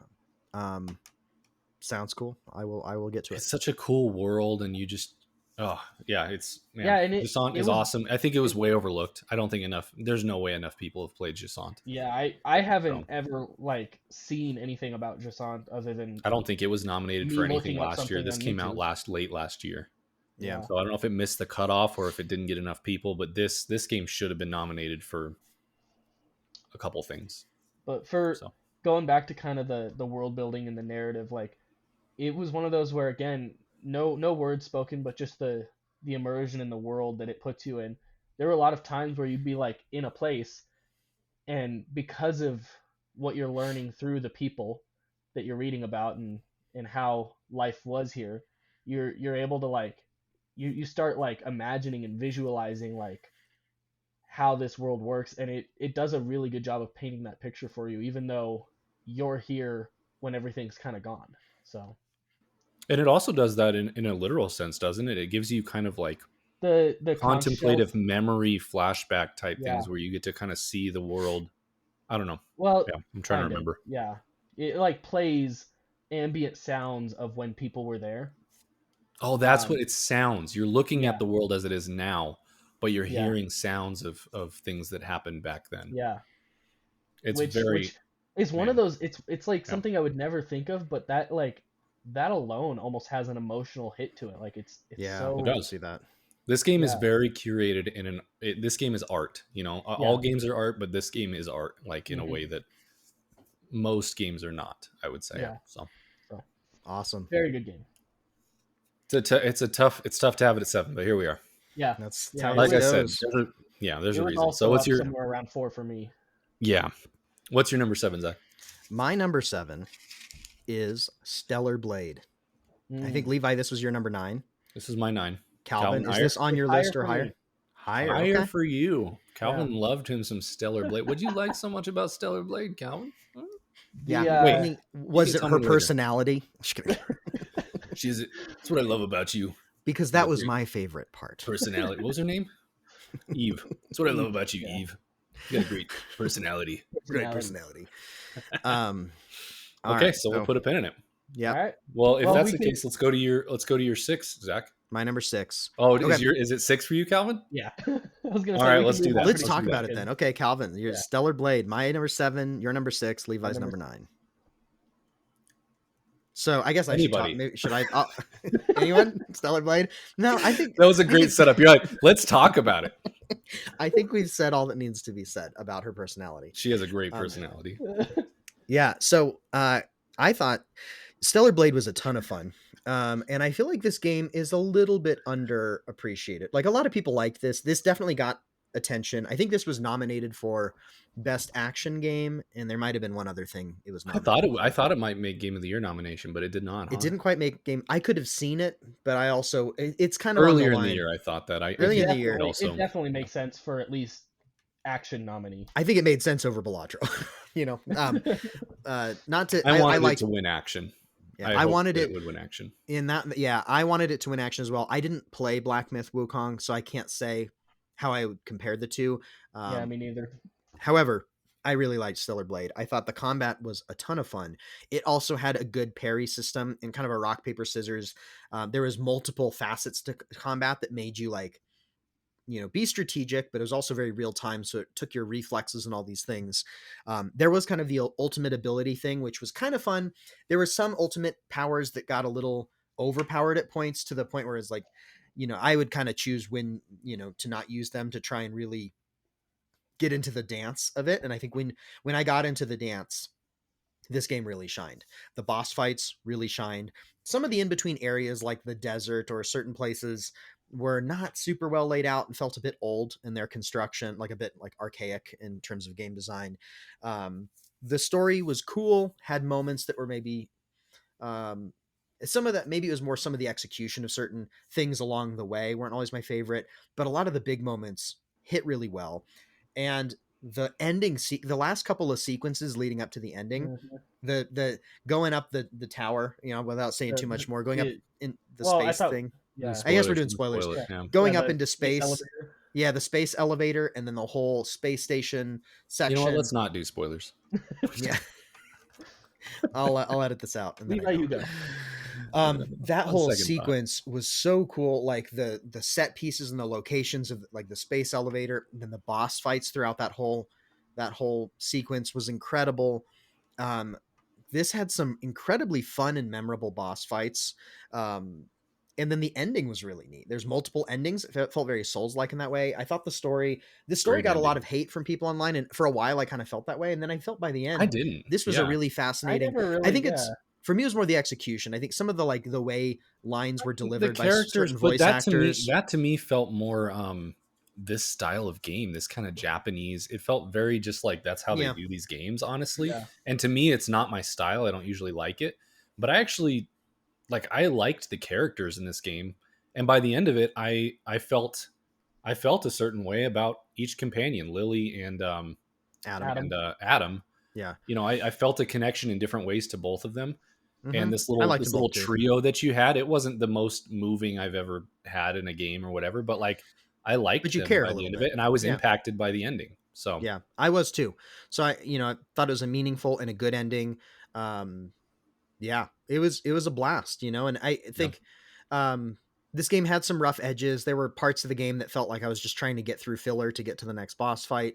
And yeah, I think there's room for polish and room for improvement. I think um they could lean more into the dance of it and give a little bit less like button mashy Devil May Cry. Like there's a little bit of Devil May Cry type button yeah, mash overlaid, which sometimes was fun and sometimes, yeah. you know, I will say that this probably is the only game I've ever played that has kind of married the Sekiro formula or the Souls, but mostly the Sekiro formula with a Devil May Cry. I don't think I've ever played a Devil May Cry type fighting combat game. It doesn't seem like my style, and it's never really appealed to me. The flash over substance is kind of how it feels. I think this is the only game that's ever kind of tried to bridge that gap, and mostly did it. Like it kind of has that Sekiro, like you have to, if they do this move, you have to do this. If they do this move, you have to do that. You have to dash back or dash forward or whatever. It's not the most complicated, but it combines that aspect with, okay, now that you did that, here's this super flashy ability that you're about to do, and just kind of watch for a few seconds. So yeah, I thought it actually did kind of brought those worlds together in a way that worked for me, and didn't just immediately be like, okay, this has no substance. It does have agreed. substance. I do agree with you, and we've talked about it. They give you way too many abilities, way too many like ultimate feeling abilities, to the point where in the later game you can just spam ultimate abilities. And Yeah. I kind of did that. And I know, Calvin, you played it after us and had the recommendation of, hey, maybe lay off the abilities, like play this game like Yeah. Sekiro, just parry, just fight, just break their guard. And I bet you, you can, you'll have your testimony, but I'm sure that would have improved my opinion of this game, and I would have enjoyed it a lot more had I not used the full suite of abilities that they gave you. So Yeah, that was kind of going to be my main point. So before that, I was just going to comment on the the creature and the enemy and the boss design. I super think cool. is very Yeah. noteworthy and awesome. I loved like all the creatures, all the bosses were very cool. And they give you a like encyclopedia. Any Yeah, game that has cool stuff should do that. And they give you a boss rush mode. So yep, they give you a check. boss Like rush they, mode, so yeah, all good stuff. But yeah, so you guys played this before me, and Levi, you specifically, you had voiced your kind of feelings about too much uh, super ability, and you wish you'd played it a little simpler. And so I went with that feedback going into the game, and that's how I played the entire game. Was much more Sekiro, less flashy abilities. And I feel like I guess that's a bit of a caveat that I half ignored some of the game's, you know, abilities, and it made me enjoy it more. But in the end, that was the case. I truly just like almost straight parried every boss, and I would dodge and I would react to those things, but I wouldn't almost ever use my super abilities unless like yeah, it just had a lot of health or I really felt like it. But playing it that way, I think, was a difference maker for me and why it's higher up for me than you guys, because the bosses, I think, generally across the board are really good and well made. And if you play it as a Sekiro, I can't really and think off the top of my head of a bad boss fight in this yeah, I game. don't, there isn't really any. I even And enjoyed the shooting ones. I thought those were cool yeah, too. yeah, Yeah, me those too. sections were also really Yeah, cool. I thought those were really fun. Which normally, you on paper, I'd be like, oh, this is the Mary Jane section you might dread or Yeah, whatever. But no, I really like No, that. they made them pretty engaging and interesting. and Yeah. I Kind of loved turned how into they like kind a of, Dead Space Yeah, yeah, it it felt a almost little game. it Dead almost Space or had a bit something. of like mild horror and just like creepiness, like because it's Yeah, usually dark and like enemies pop out of nowhere, like So I loved that change of pace. But yeah, ultimately, I think playing it that way and very much just limiting myself and focusing on parrying, um, just skyrocketed this game for me because the bosses are good. Yeah. And I will So who say, had this highest? me, I think. Calvin's at This 6. is I'm you. at This 7. is you. Okay, Yeah. gotcha. Yeah. And I will say some of the later bosses, especially playing that way, have a lot of health, and I Yeah. stuck to it, and I enjoyed it because I thought the dance of it and the gameplay was fun. But Yeah. some of those bosses at the end took 10+ minutes playing that way. Yeah. Yeah. I Um, kind of found a balance where I I didn't spam my abilities because I liked the dance. Like I think of the Raven boss in particular, which is the one I unidentified know Natiba. Yes, the worst boss in the game. unidentified native. Levi hits on that was maybe my favorite boss or my in my That top was a 2. good one. That one was really fun It's if really you like fun if you treat it if like a you Sekiro Sekiro. and you parry Yeah. because Yeah. she's like has I these will admit blades that and fast I didn't paced. love her design or the arena, so Yeah. I won't concede. I That to liked me her design. I was See, let I down also by. liked her But design, but I will concede that I'm a little too harsh on her fight, and if I probably went back and fought her a few more times, and yeah. I'm a little overcritical of her Yeah. design from a combat standpoint. She took me a while, but I really enjoyed the dance, and she had a couple of different flows, and she was fast, and you really had to like parry the right things, and it was so satisfying to do that I was like, I would rather spend several hours getting this right than Yeah. just spam my abilities, which I knew I could do. What I would do is like when I would get the That's how dance you know right, it's a you'd get good like boss almost fight. a stagger moment, and then it was like, okay, as a treat, I can use one special ability to like whittle her health down a little bit, and As then a treat. back to the Ooh, dance I'm gonna is treat a little myself. treat. And Yeah. that was the perfect balance, and I think that's why it was. I also That's liked her funny. design, but That's funny. that is mainly why. Yeah, Cool. I could go And on. I could go on and on. For It's me, good. this game would have been higher if that spire section, ascending into space, mhm, the boss fights in the spire are the best yeah. in the game, in my opinion. Yeah. Yeah, Bar maybe the final boss fights are pretty good, but that's like a quarter of the game, and it is so much better than the rest of the game. If more of the game had been like that spire, this game would have just it would have ranked a lot higher for me, even all agreed. time. Like it's just those desert sections really dragged, Yeah, really poor level design, and visually yeah. not interesting to look at.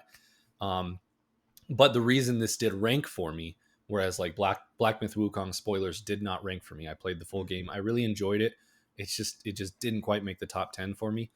Is I enjoyed the combat and I kind of had fun with it, but Stellar Blade did some things that stuck with me, whereas Black Myth Wukong I feel like just isn't going to stick with me long term. So Yeah. Yep, And then agreed. And one. impressive Oh, game, kind of out of nowhere at the beginning of the kind year. of I out of don't think nowhere. anyone had this on their radar.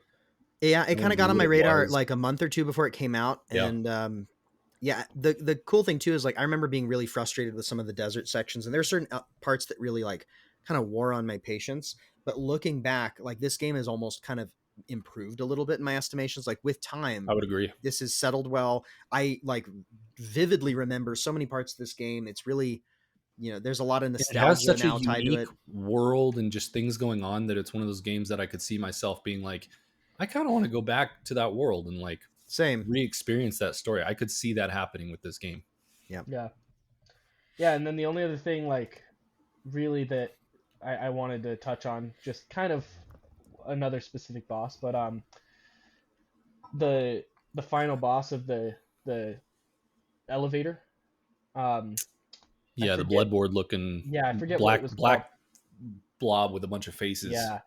That was Yeah, I don't maybe remember my the name. favorite boss from the game, and that whole thing, that was one of those that really stuck with me because, again, the whole sequence, climbing the elevator the whole way, the bosses up to that point are all excellent, Hmm. and then that boss itself, the arena, was 10 out of 10. The arena was so cool. Yeah, The design of the boss was awesome, very very Bloodborne. that might be my favorite boss in the game. Yeah, I think you're Yeah, right. and then again playing it Sekiro wise and like just just parrying and attacking and not using my specials, it took a long time and it took several tries. Like it was not an easy fight playing it that way, but it was so satisfying and memorable, and it was, I mean, I don't know if it could ever I feel like it is in a similar ranking of some of like my higher up just I could see that. old bosses. Yeah, I Playing it could that see way. that. It was so Same. good. I could see a couple from this game if you play them without the abilities. Yeah. Um, making a top 10 Um. bosses all time type of list, Uh. depending on who you are. Yeah. What's her name? Tacky. When you fight her, that was a She was really cool. good fight. She's Playing it that visually, way. that design is awesome. Yeah. Also, shout out to Belial. His fight is so Yes. good mechanically, and then also that like He's intense the guy with like the heavy two swords. metal. Yeah. The heavy metal, Yeah. like the soundtrack for his Yeah. fight is just so BA. He was Yeah. cool. That's the guy with the two swords, right? Yeah. Yeah. Yeah. So, all right. So yeah. Cool. Good game. Nice. stuff. That was, so what was that? That was Calvin's number 6. Number 6. My Yeah. number 6 is Little Nightmares 1 and 2. So let's dive into Little Night. It was 9 for you? It was 9 for me. Yeah. Okay. But you can start us off. Loved these games. This is another one this year where I played the first couple minutes of Little Nightmares 1 and the first couple minutes of Little Nightmares 2, and I've probably done that 3 or 4 times over the years, and just never, for some reason, just fell off, and it just didn't grab me in those first few minutes. But yeah, I was playing some smaller games, and just twas the time to play some of these games I never played. And after getting past over the hump in Little Nightmares 1, it just sucked me in. They were everything that I hoped they were, because we've talked about, I love Limbo, I love Inside, and then the list ends. I feel like there's no other games like that. And Little Nightmares always represented kind of this hope that, oh, there's these games that might be kind of the same thing, and they 100% delivered on that idea, that promise.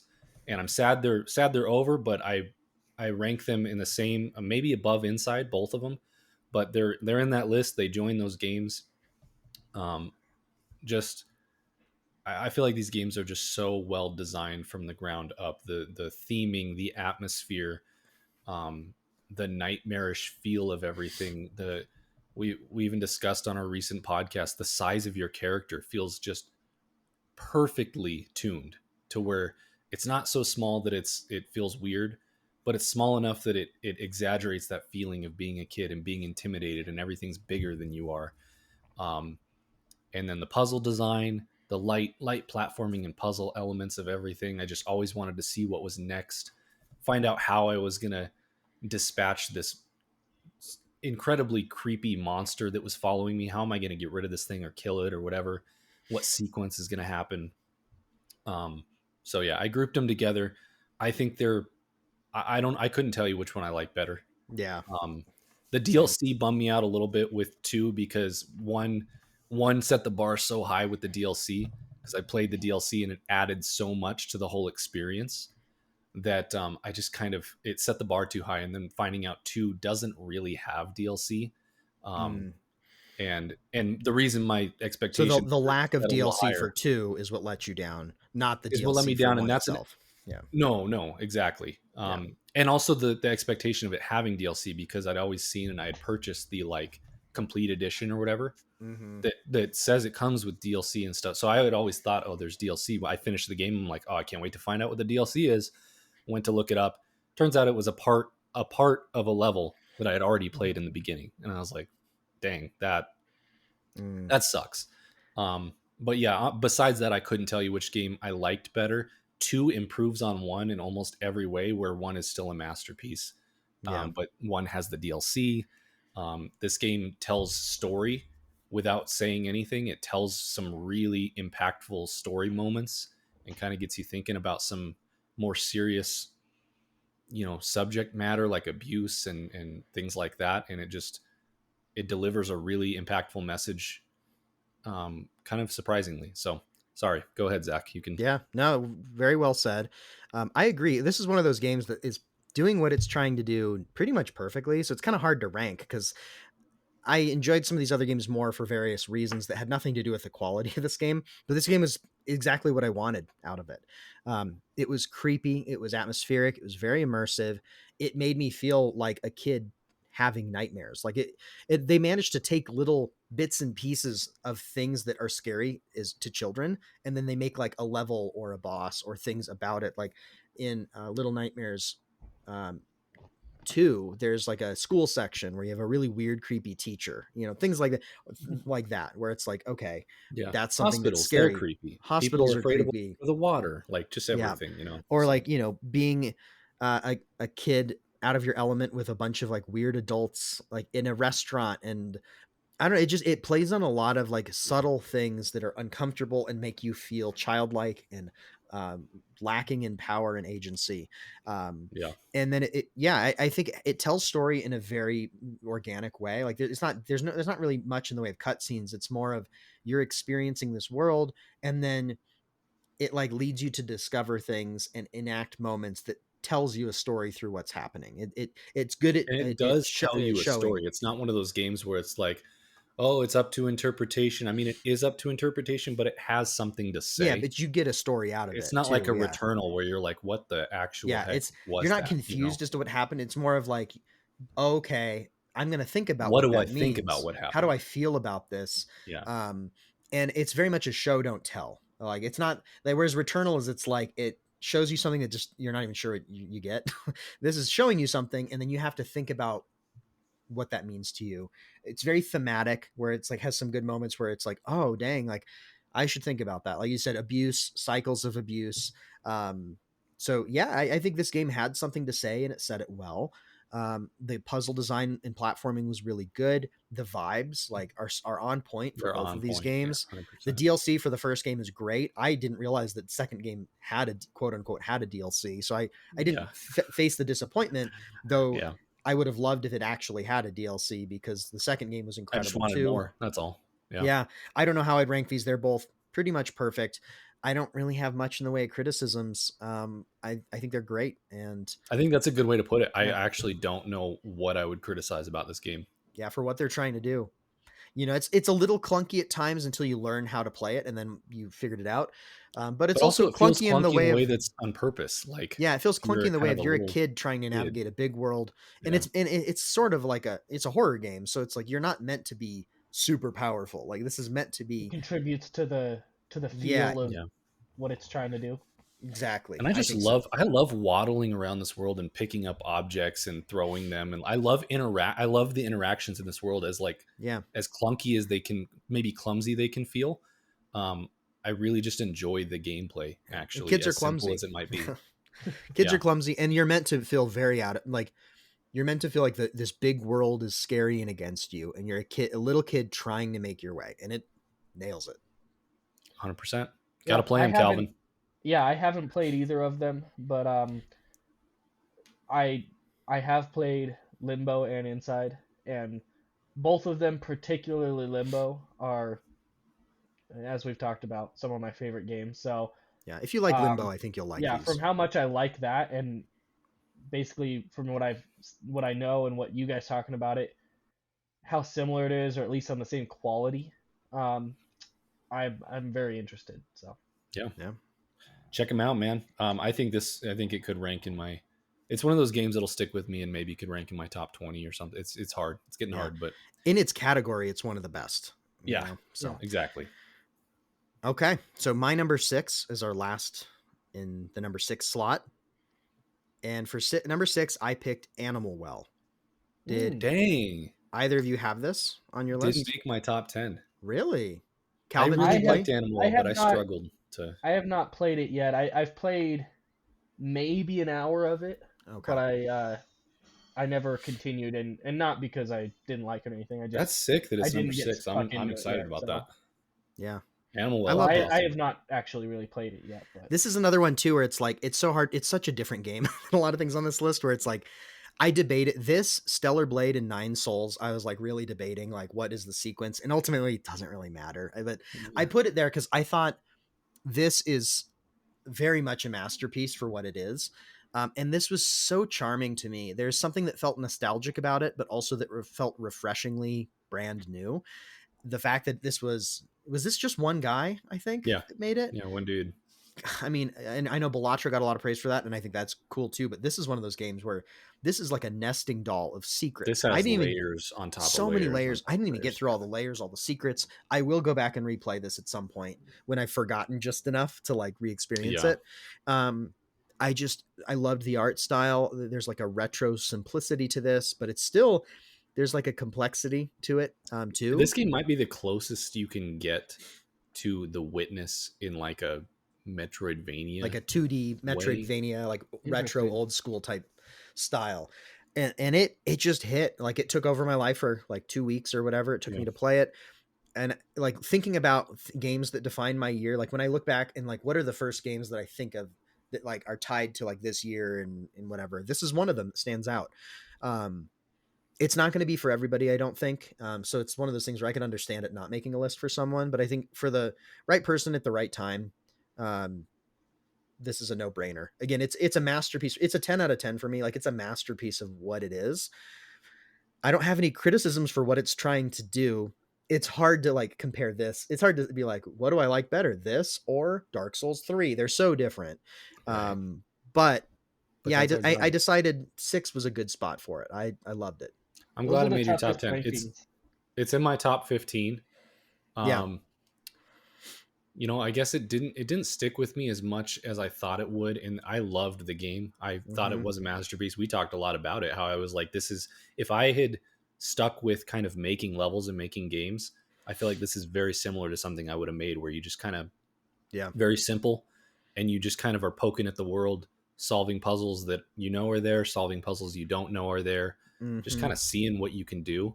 That's really what this game comes down to. It's just, you're this blob, and you're just kind of poking around this world trying to figure out what you can do and where you can get to and how you can unlock certain things. And the thing is, I love the art style. The art style is not my favorite. I think that holds it back for me, but at the same time, I really appreciate the art style. Yeah. And I like the unique neon aesthetic that they went for. Neon retro. Yeah. Yeah. It's very weird, but that's cool. I'm surprised that it stuck with you more than Little Nightmares 2. Or Little Nightmares 1 and 2. Again, this is a hard one because they're two very different categories. This is how you feel forever. Yeah, I can't. Yeah, I have to stick with it. No, but it's one of those things where it's like they're different vibes. You know, like I go to them for. It's kind of like saying, do you like pizza or burgers better? Like I don't know. Like burgers depends on how I feel. Pizza. Yeah, if I had to pick, I would choose a cheeseburger. But pizza's perfect. You know what I mean? Like pizza's perfect, and I would never be upset about it. And sometimes all I want is pizza. It's kind of the same with this, or it's like it depends on how I feel. But not Stellar Blade, Animal Well stuck with me more. That little blob has such a great personality. That blob jiggly. It's a jiggly personality. Days. It's all curves, you could say. It's all curves. So, anyway, okay. I'm super stoked that it stuck with you that much. That's really cool. Before we continue.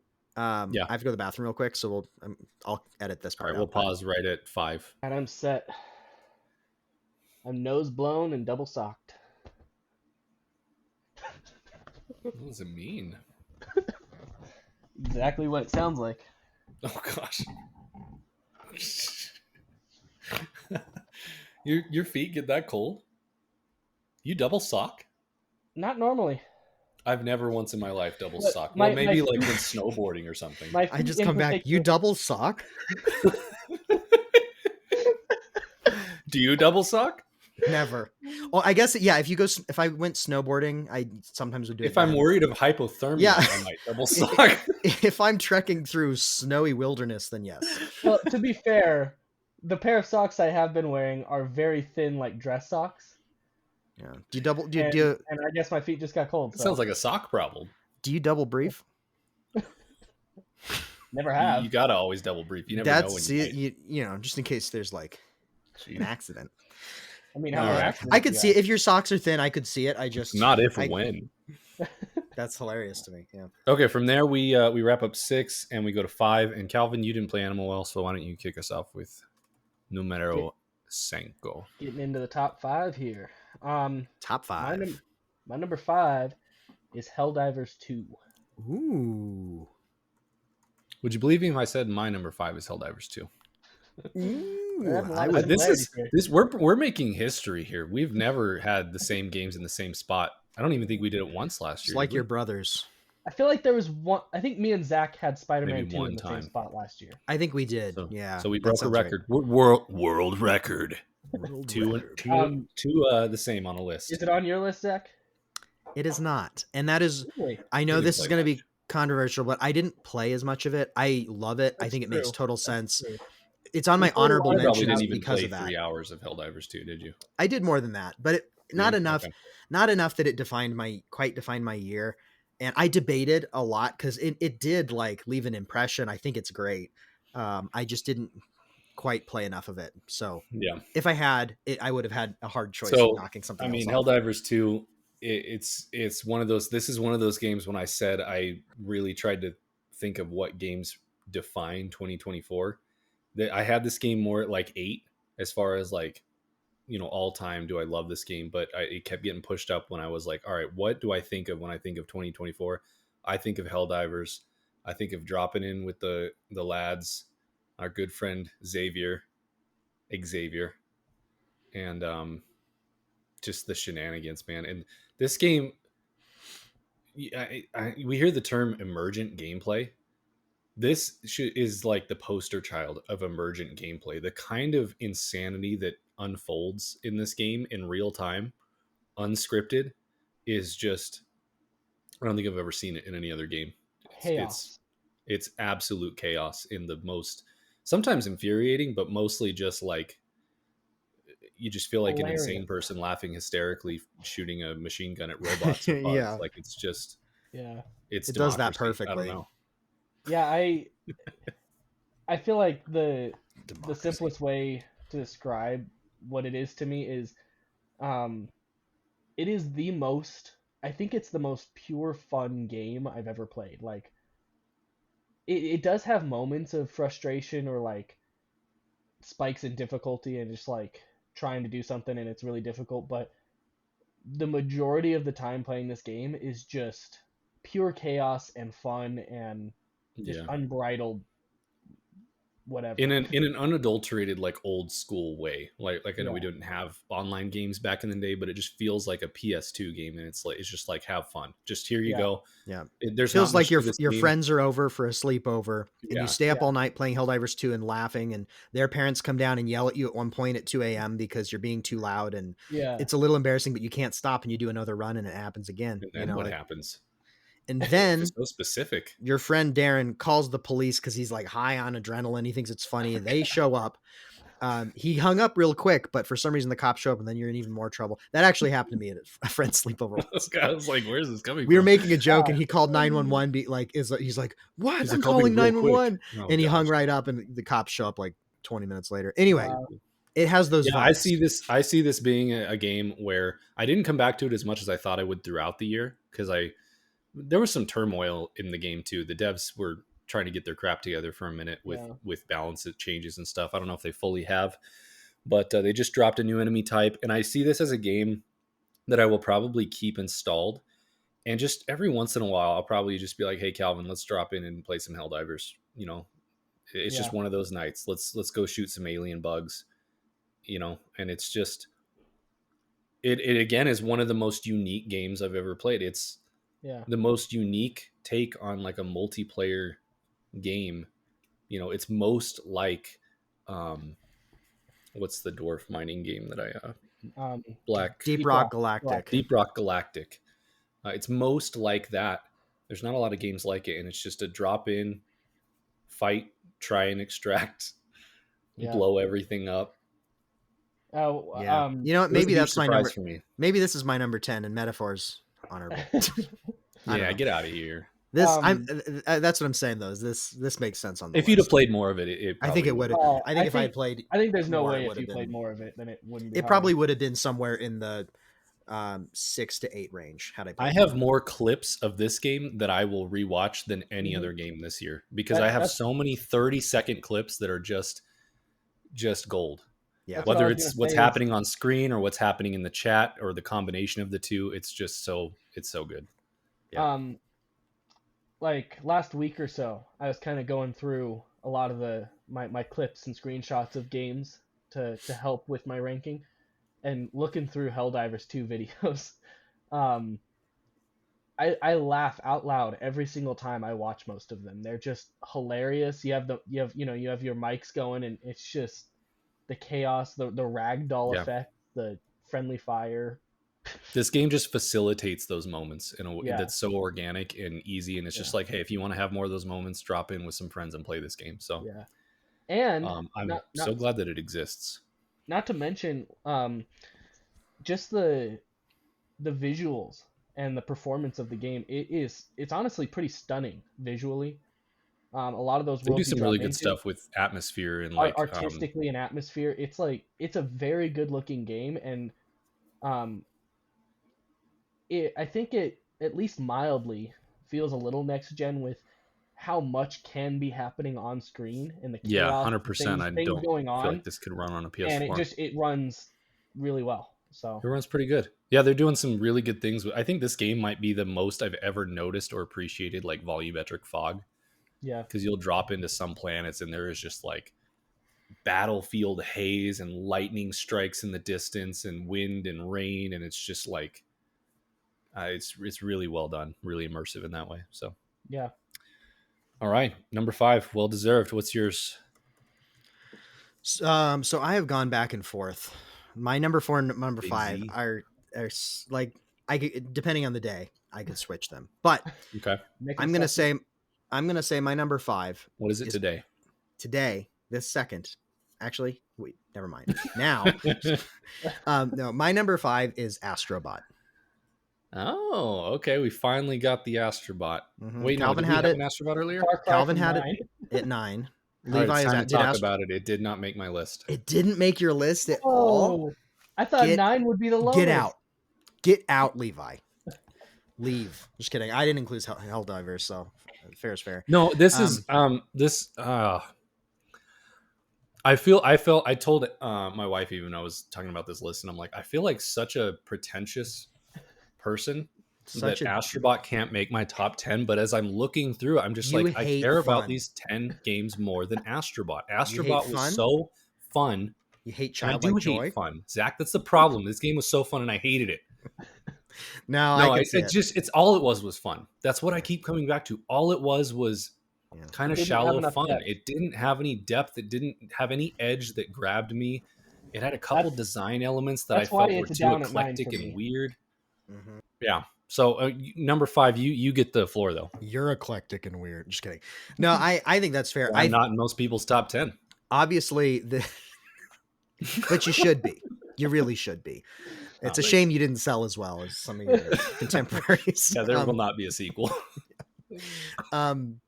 This obviously won game of the year. It won a bunch of awards.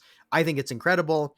I also feel like there is a few areas I wanted more from it too, which is why it's at my number 5. Like parts of this feel like it could be higher. Like I loved the original Astros playroom, and this mostly delivered. I think this more or less met my expectations, which was I think at the surface it did completely. for me personally, I think this overall met my expectations, which was a Yeah. fairly tall order. Yeah. But I was hoping, Astro's Playroom blew me away. I was hoping this was going to go the extra mile. Like kind of with Breath of the Wild, Tears of the Kingdom, I played, Breath of the Wild was my favorite game of all time. Then I played Tears of the Kingdom and was like, how is this going to Somehow better. there's no way that this is going to be as good, even if, or like God of War Ragnarok. Like with Ragnarok in particular, I felt like this was amazing. And I think this more or less improved on everything from 2018.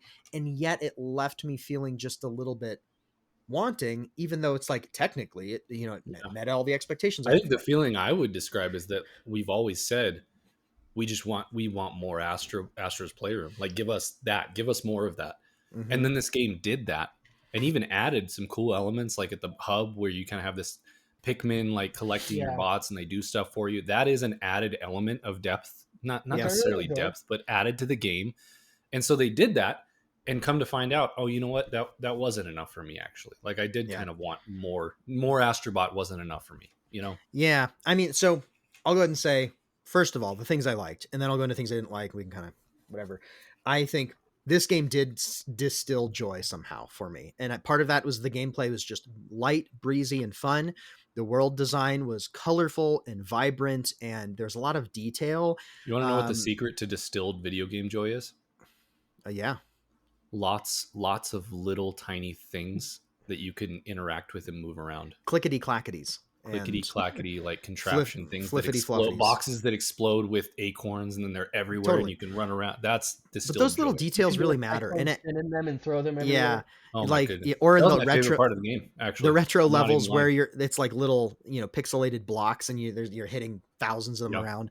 And the fact that you This can feel it through the controller, actually, the tactile. tactile the feel. Yep, mix of those little attentions to detail that felt like you were just a kid playing in a ball pit, mixed with the tactile haptic feedback, and then the incredible sound design, um, Hmm.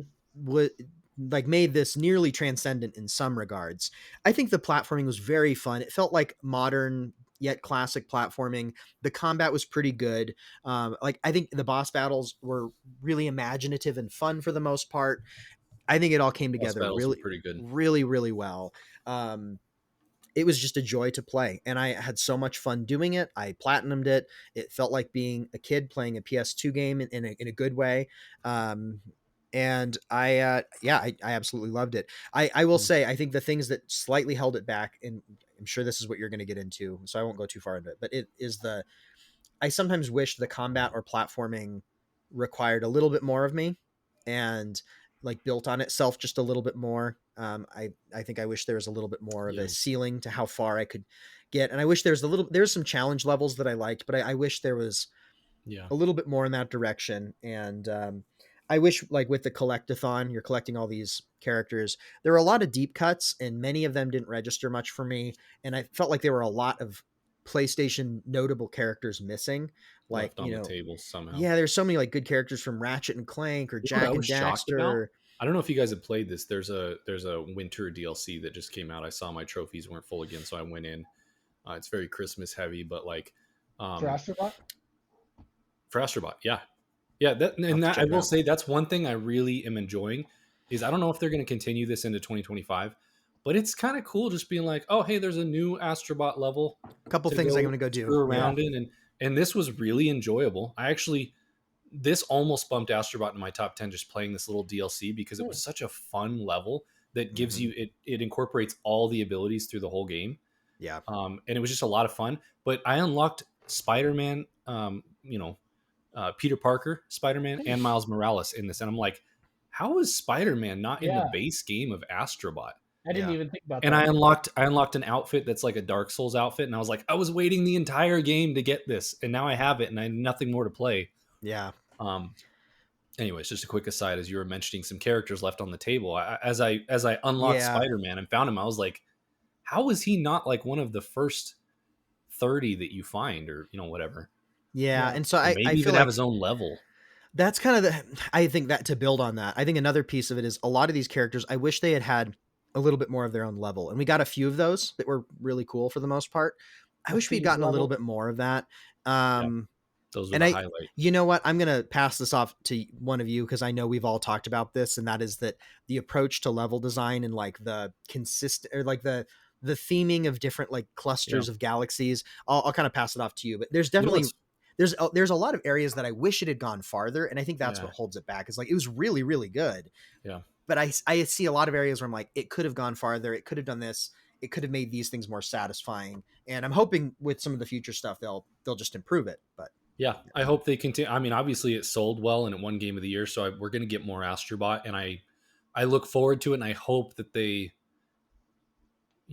on their listen to own, because I us. don't know if anyone is out there critiquing this the way I am, or any of us are. I think everyone loves it. So I hope on their own they kind of change a few things. But it's funny that you left it off there, because I would say my main critique, if I only got to pick one thing about this game, is the grouping and like theming of levels. Yeah, that might Really be my was biggest just thing too. it Now that I was think about it. so it was so hodgepodge and kind of disorienting, and it just I feel like there's something to a game like this of having a themed world or a themed galaxy There was in no this one, through line with any of them. where Yeah, everything in here is like desert themed, and this is the ability you have for this galaxy, and we're gonna build on this ability through the levels and progress, and it's gonna get more depth by the end until you face a boss with this ability.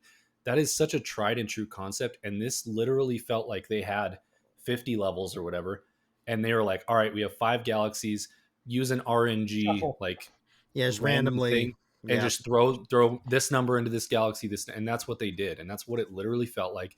Your abilities are different on every planet in the galaxy. There's no same ability, There's no same theming.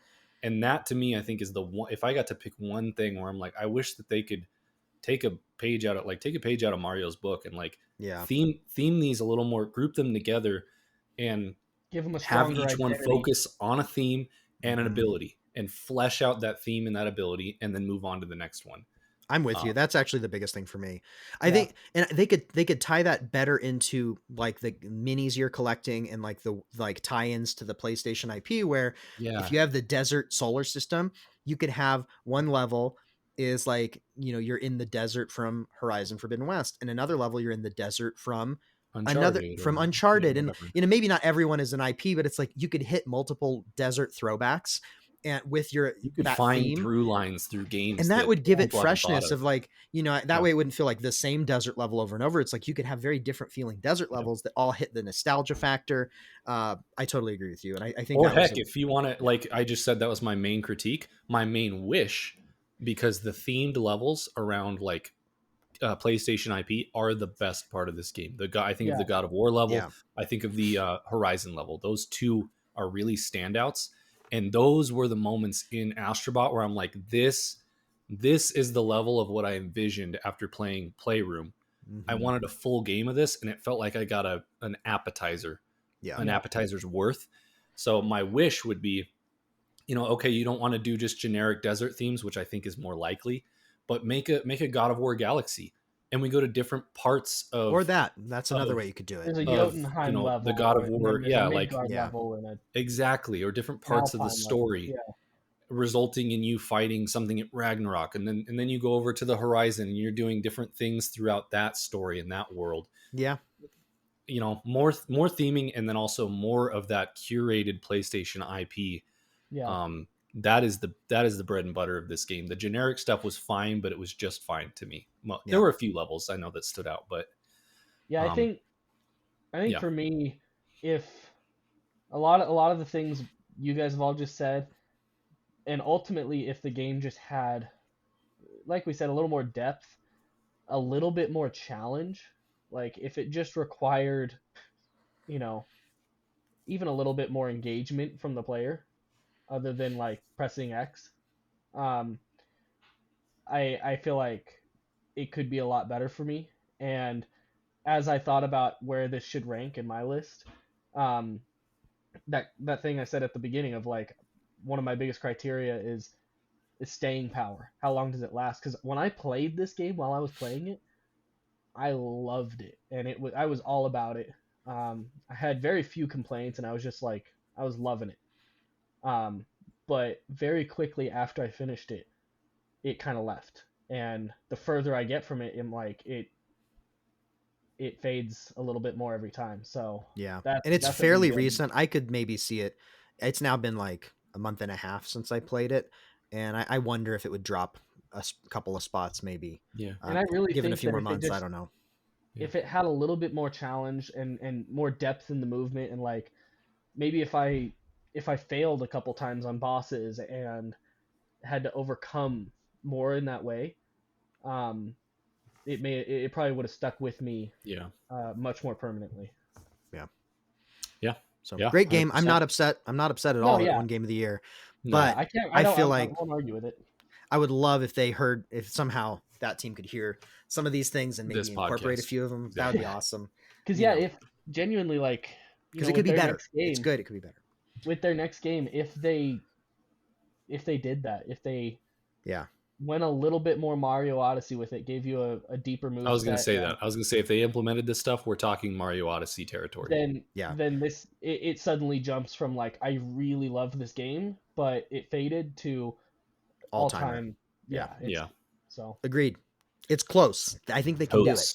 And honestly, the fact that PlayStation invested the money to make this game and they did such a good job is really promising. I hope they just take it a little farther. And despite my criticisms, I'm really stoked that it did as well as it did, because it means we're going to get more of this quality. It's really high quality. So totally. Number 4 for me is Power World. Okay. Power World is number 4. Is it higher for anybody, or am I alone? It's not on my list. It's not on my list either. What? We spent an entire month lost in Power World, you two. Yeah, that time together got me That's thinking. Just kidding. probably a That missed time together opportunity. meant nothing to you. No, it's an honorable mention. And I Man. think it's kind of like Helldivers for me, where it's like it was fun. I liked parts of the game. Hanging out together was a blast, but I don't know that I fully credit that Building our to the game. bases. We literally bought a server Yeah. for this game. When Ooh, have I I'm ever just done that for any? Yeah, I did. Yeah. No, Man, I thought about it. It's in an I really thought I thought for sure it'd be on both your lists. That's it's crazy. it's an honorable mention, but It very in well terms could of have been. yeah, with the other games on the list, the other games based on the merits of the game and how I felt about them stood out higher. That felt more like fun with friends, and like the base building and some of the mechanics. It's almost like the game was more of a generic thing that we used to enjoy hanging out than it was the game really stuck out to Interesting. me. I loved the Yeah, game. I was still addicted to the game, not I just still remember. stand by my I was list, mildly but addicted. I do think I overlooked Pal World a little bit, and I think it was a missed opportunity. It very well could have. This will and come probably up in should have your been on review my next list, year. So. No, Yeah. that's understandable. I'll be brief. I still liked it. I don't want to push this too long. I really Year's loved so it. long, I forgot that was this year. Yeah. Dude, it was the beginning. Yeah, and I literally this is the most addicted I've been to a game in probably years. Was Pal World. It was like all consuming for a minute there. I remember you stayed up all night at least. Dude, I for a probably little bit stayed there. up all night.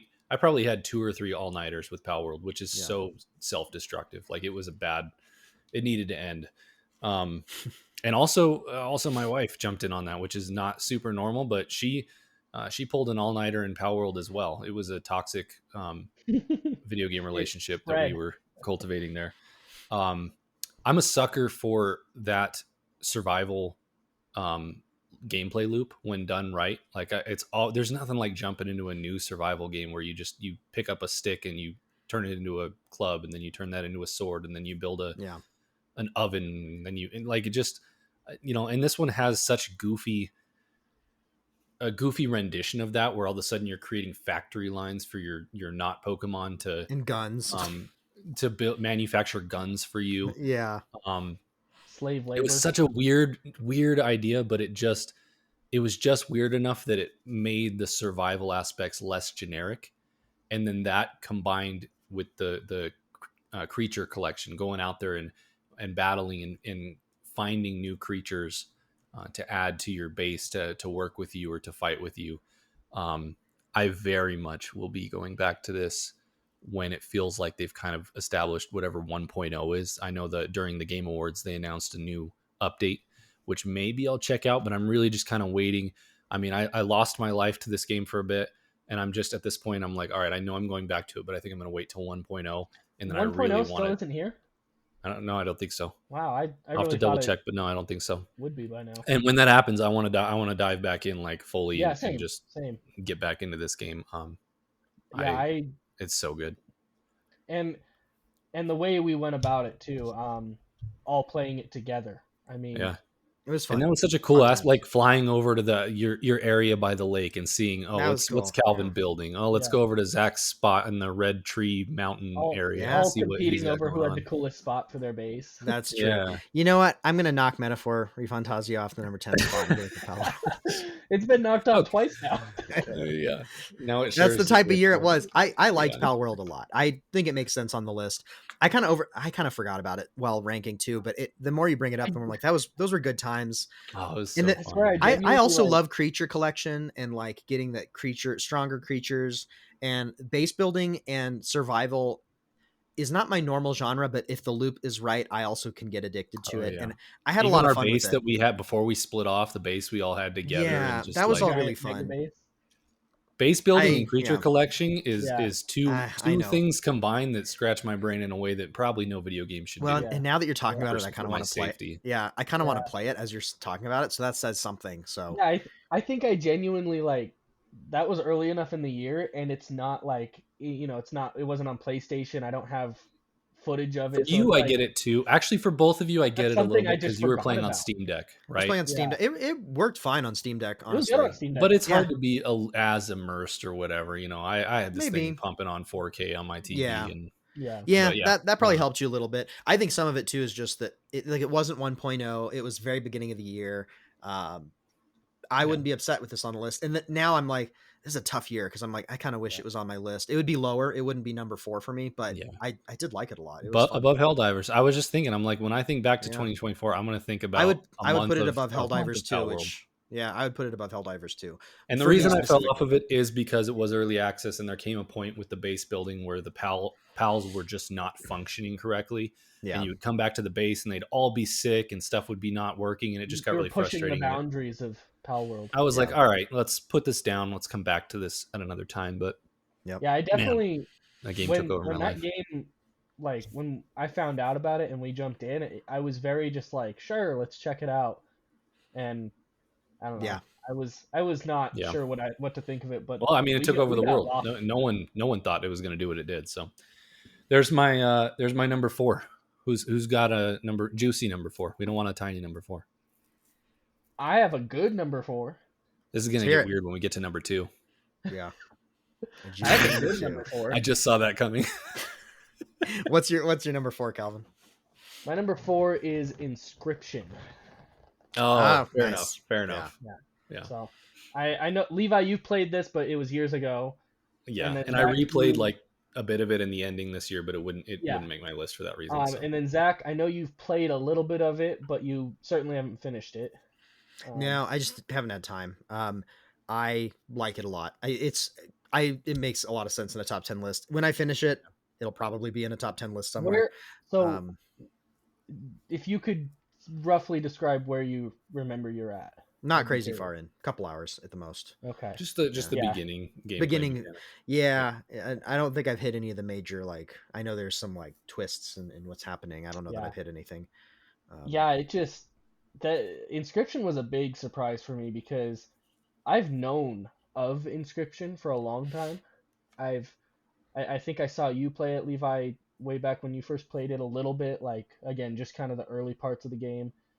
I've even seen thumbnails and bits on YouTube. Like, I was very aware of the game, and it looked kind of cool, but it just did not feel like my thing.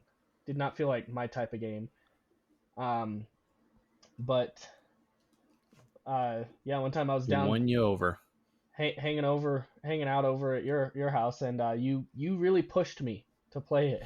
You're like, just play 15 minutes. Yeah. And I was lost. So. And that was all she wrote. Yeah, and it's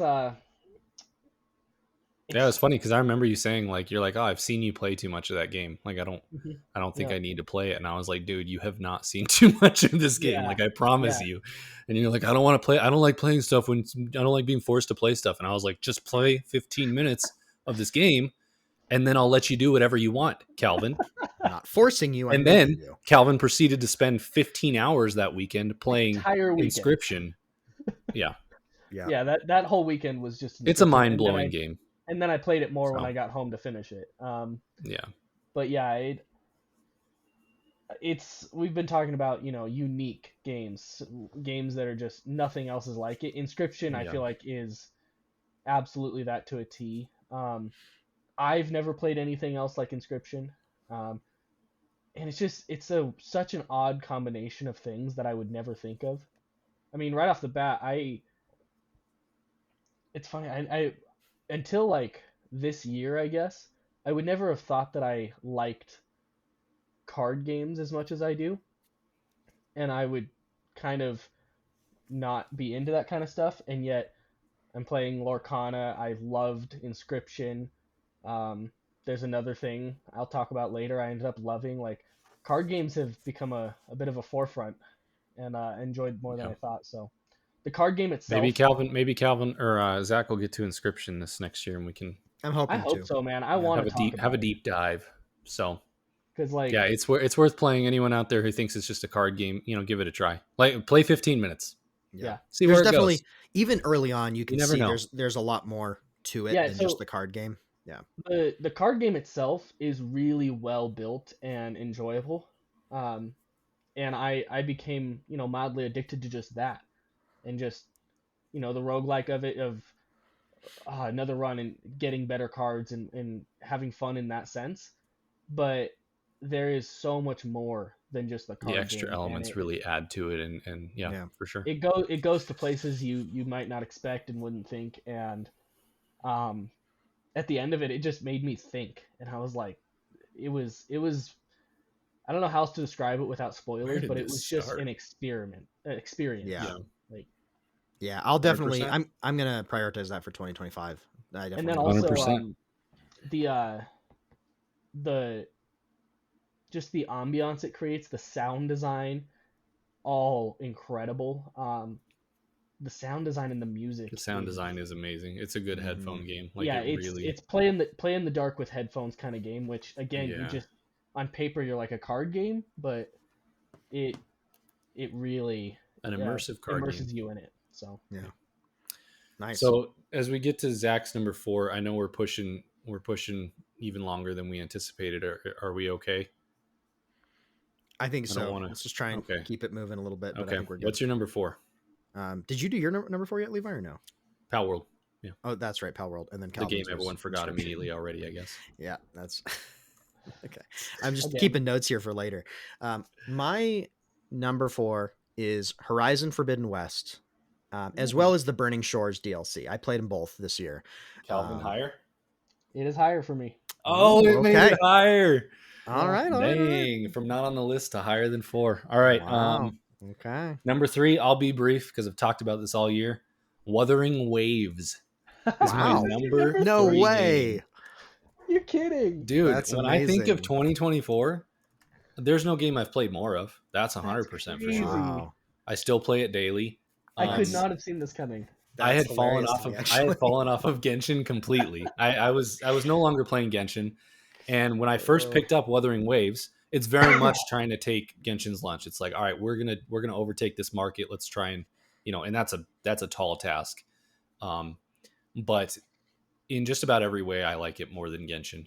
It is way more fun to play. The combat is actually like it is super fun to build these characters, and just the buttons and it's like the most anime crazy combat that I've ever played in any game, and yet there is still some skill and some timing involved. Combat is so good, and then also this game is just it's not even close to as stingy as Genshin. Like it is a gacha game. They're all the devil, stay away from them, but like this game, at least they're pretty generous. Like it's fairly easy to obtain weapons in this game. I do not have like any weapons for my characters in Genshin after playing it for like 2 or 3 years, because they're so hard and just cumbersome to obtain. In this game, they just make it a lot easier to get these characters and get these weapons. And no, you probably can't have all of them if you're staying mostly free to play or whatever, but most of them. I've spent very minimal in this game, and I have most of the characters and weapons that I want. And they continue to pump out new content. I love the art style. This is just, I try to avoid having a daily game where I'm like, oh, I got to do my dailies. I don't like to have that, but every once in a while one creeps up on me, and it ends up happening. And that's what this game is for me. And I probably see myself continuing to play this through 2025. We'll see. We got a new patch with a ton of new content coming out in a couple weeks that looks pretty sick. So, I don't know. It's of this genre, it's killing it. That's all I'll say. I don't think I'll ever get into any of those games, honestly. But from what you have showed me, Nor should you. from what you have showed me specifically of Wuthering Waves, just and I know you've talked about it before, but the art direction, the world design, is pretty incredible and Cool. really, really just pretty to look at. Cool I game. love Levi Sure. giving this like impassioned speech about why his number 3 pick is Wuthering Waves, and Calvin's like, Don't play it. I don't think I'll ever try this. So if I I don't can, think I'll ever try this. I'm just going to tell you right now. If I get my PC working, I think I'm Dude, going to try. I think I'm going to try. That's the Wuthering last Waves. thing I hate wanted to to say say. this. This is a mobile game, and that's kind of how these things are going. It can be played on mobile, which is a marvel, but phones are getting to that point, and that's how we're starting to do it. We're going to see a lot more games do this. This game, though, looks so like Genshin. It looks so good on PC, and it plays so well. It doesn't feel like you're playing a mobile game, and that's it's just one of those where it's like, it's kind of you can play it on mobile if you're traveling or whatever, but it's kind of a shame too, because it's actually really good looking game. That's part of it. I don't have a PC. So I would be playing it mobile. Oh, it's coming to PS5 January Oh yeah, Some it is. third. Well, I don't Fourth. have to fix my PC. Great. Oh, Another there, reason there not we to go. fix Another it. year with no PC for Zach. All right. Well, we can shut up about Wuthering Waves. Was I the first three? Yeah. You were the first of All right. three. Yeah. Oh, because yours were skipping, right? Or it was 4 Horizon? 4 was Horizon for me. Okay, Calvin, Yeah, what's your 3? My 3 is Final Fantasy VII Rebirth. Oh, this is where you guys. I'll just sit back and It's higher for me. Higher don't for Zach. spoil. Okay. Yeah. Oh, it's higher. Okay, so we're skipping Calvin. What's 3 for Zach? 3 for me is Elden Ring: Shadow of the Erd Tree. Okay. Higher for me. Yeah. I thought it You're might too low. be. You're too low. Yeah, I know you guys are going to disagree with me on this ordering. Okay, so that takes us to Calvin, wait, hold on, Calvin. So, sorry, go Calvin, ahead, what was your number 3? Yeah, I it was was gonna say- FF7 Rebirth. Yeah, Rebirth. Okay. Okay. And, So yeah. now Now we're my on to question, 2. I guess, would be Calvin. What's your 2? Because I would assume that it's Zach's number 4. Yeah, my number 2 is Horizon Forbidden West. It's so plus the confusing. DLC. Yeah. All right, it's time to talk about Forbidden West. Yeah. Yeah. Have at it. And I'm super. I'm glad I finished this because this is the most recent game I just finished, like as of this month, and I was very close to not finishing it before this video and being able to have it on my list at all. Yeah, you told me a few days ago it wasn't going to be on your list for this year, and I was like, oh, Yeah, I think it should and be. it's because I didn't think I wanted to rush finishing it and all that, but I got sick for a week and I was kind of just stuck anyways, and I was like, let me see if I can finish it, and I'm playing it, enjoying it. I managed to both finish. I was close. I was towards the end of the base game, so I finished that, and then I jumped into the DLC and finished that as well. So now I can have it on my list, thankfully. As you should. Yeah, It's a really good game. I thought this honestly, my numbers 2 through 4 kind of moved around a few times because there's it can be kind of hard because there's oh some man, things 1 I through really 4 like. were locked for me. Yeah, 2 through 4 it was actually kind of tough for me to pick. Yeah. But Forbidden West and the DLC, I feel like Forbidden West delivered a year after I played it. Like a year, we both played it like we played it like 2 years after launch. A lot of the patches have done their work. A lot of the issues, not all of them, but a lot of the issues are fixed. This game looks like a next gen experience, feels like a next gen experience. The art design, the visuals, like the skyboxes and the landscapes, this feels like you go on this odyssey across a huge open world map that somehow has contained areas that feel distinct and interesting, and yet they are all part of they all flow into each other as an open world organically. The open world is humongous, and it feels like this true odyssey for like across the west to the coast. And I know it really made Colorado look like crap. Stupid California. It really did. It like this game will stick with me. It's just such an incredible game. This is potentially in my top 10 games of all time. I don't know if it'll quite make it, but it's close. Maybe I have to do some reevaluating because I do too. It has the potential, I think, for me as well. It has the I potential. will say, as you're describing this, the thought I had to convey how good this game is, I don't see any way this isn't a top 5 open world game, like of all time. Yeah, absolutely. Like you've got Red Dead Redemption 2, you've got, I love AC Origins, and then you've got your Breath of the Wild, Tears of the Kingdom. Like it's in the 4 or 5 range there. And this does that kind of Ubisoft style open world, the big map with the different places, and like you get a lot of things on your map to go do. This does that about as good as can be done, I think. And you touched on it, but I think it was such a benefit coming to this game so much later when it was mostly had its crap together. But after launch. All the patches and the current state it's in, running on PS5, it's genuinely one of the best looking games I've ever played. It's stunning. It felt really next gen to me, and we talk about that a lot because we've been in this weird cross gen limbo. And early on in the PS5's life cycle, we got some killer games like the Demon Souls remake and Ratchet and Clank Rift Apart, and we were like, oh sweet, we're getting next gen feeling games. And then we got a lot of things that didn't quite feel next gen. It felt more cross gen. And this, I think at launch didn't look as good. And so it was hard to see that, but now it's like, this really is one of those next generation experiences. This will be a definitive PS5 title for me, even though it's technically next gen. Like this felt like a definitive part of this era. And Yeah, and then I mean, you guys can go where you want, but just the DLC. I played the DLC this year. It did make my top 10 because it's a DLC, and it's tough for a DLC to do that. Yeah. Yeah. No spoilers, but um, the DLC was phenomenal. Like it was a culmination of the entire game distilled into like The mhm. best. it was the best part of the game almost. It was like it improved everything from the base game and put it in like a 15 to 20 hour package that was like the perfect amount. So the good. Story and the characters were even better in that game somehow. The location was also amazing, and the final boss fight. Yeah.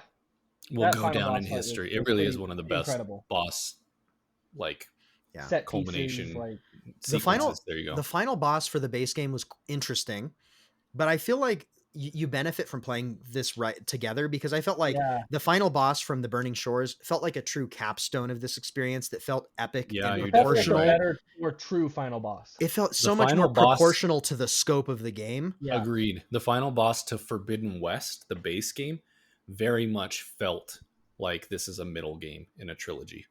Yeah. It didn't have a lasting. It was a very cool visual design, Yeah. but it was kind of a one and done simple fight. Whereas the boss for the DLC just had so many stages, and you're following it down the mountainside, underwater, climbing inside of it. Like there was just so many pieces to it. So much more epic.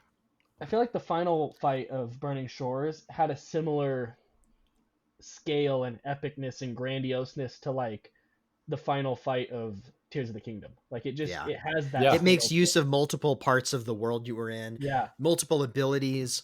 And flows seamlessly in real time. Flows seamlessly. Yeah. Yeah. Totally agree. That was such a good way to go out. And like, then, kind of talking back about like the open world of it all. Towards the end of the base game, you unlock the flying mount, which is awesome. I mean, that just Yep.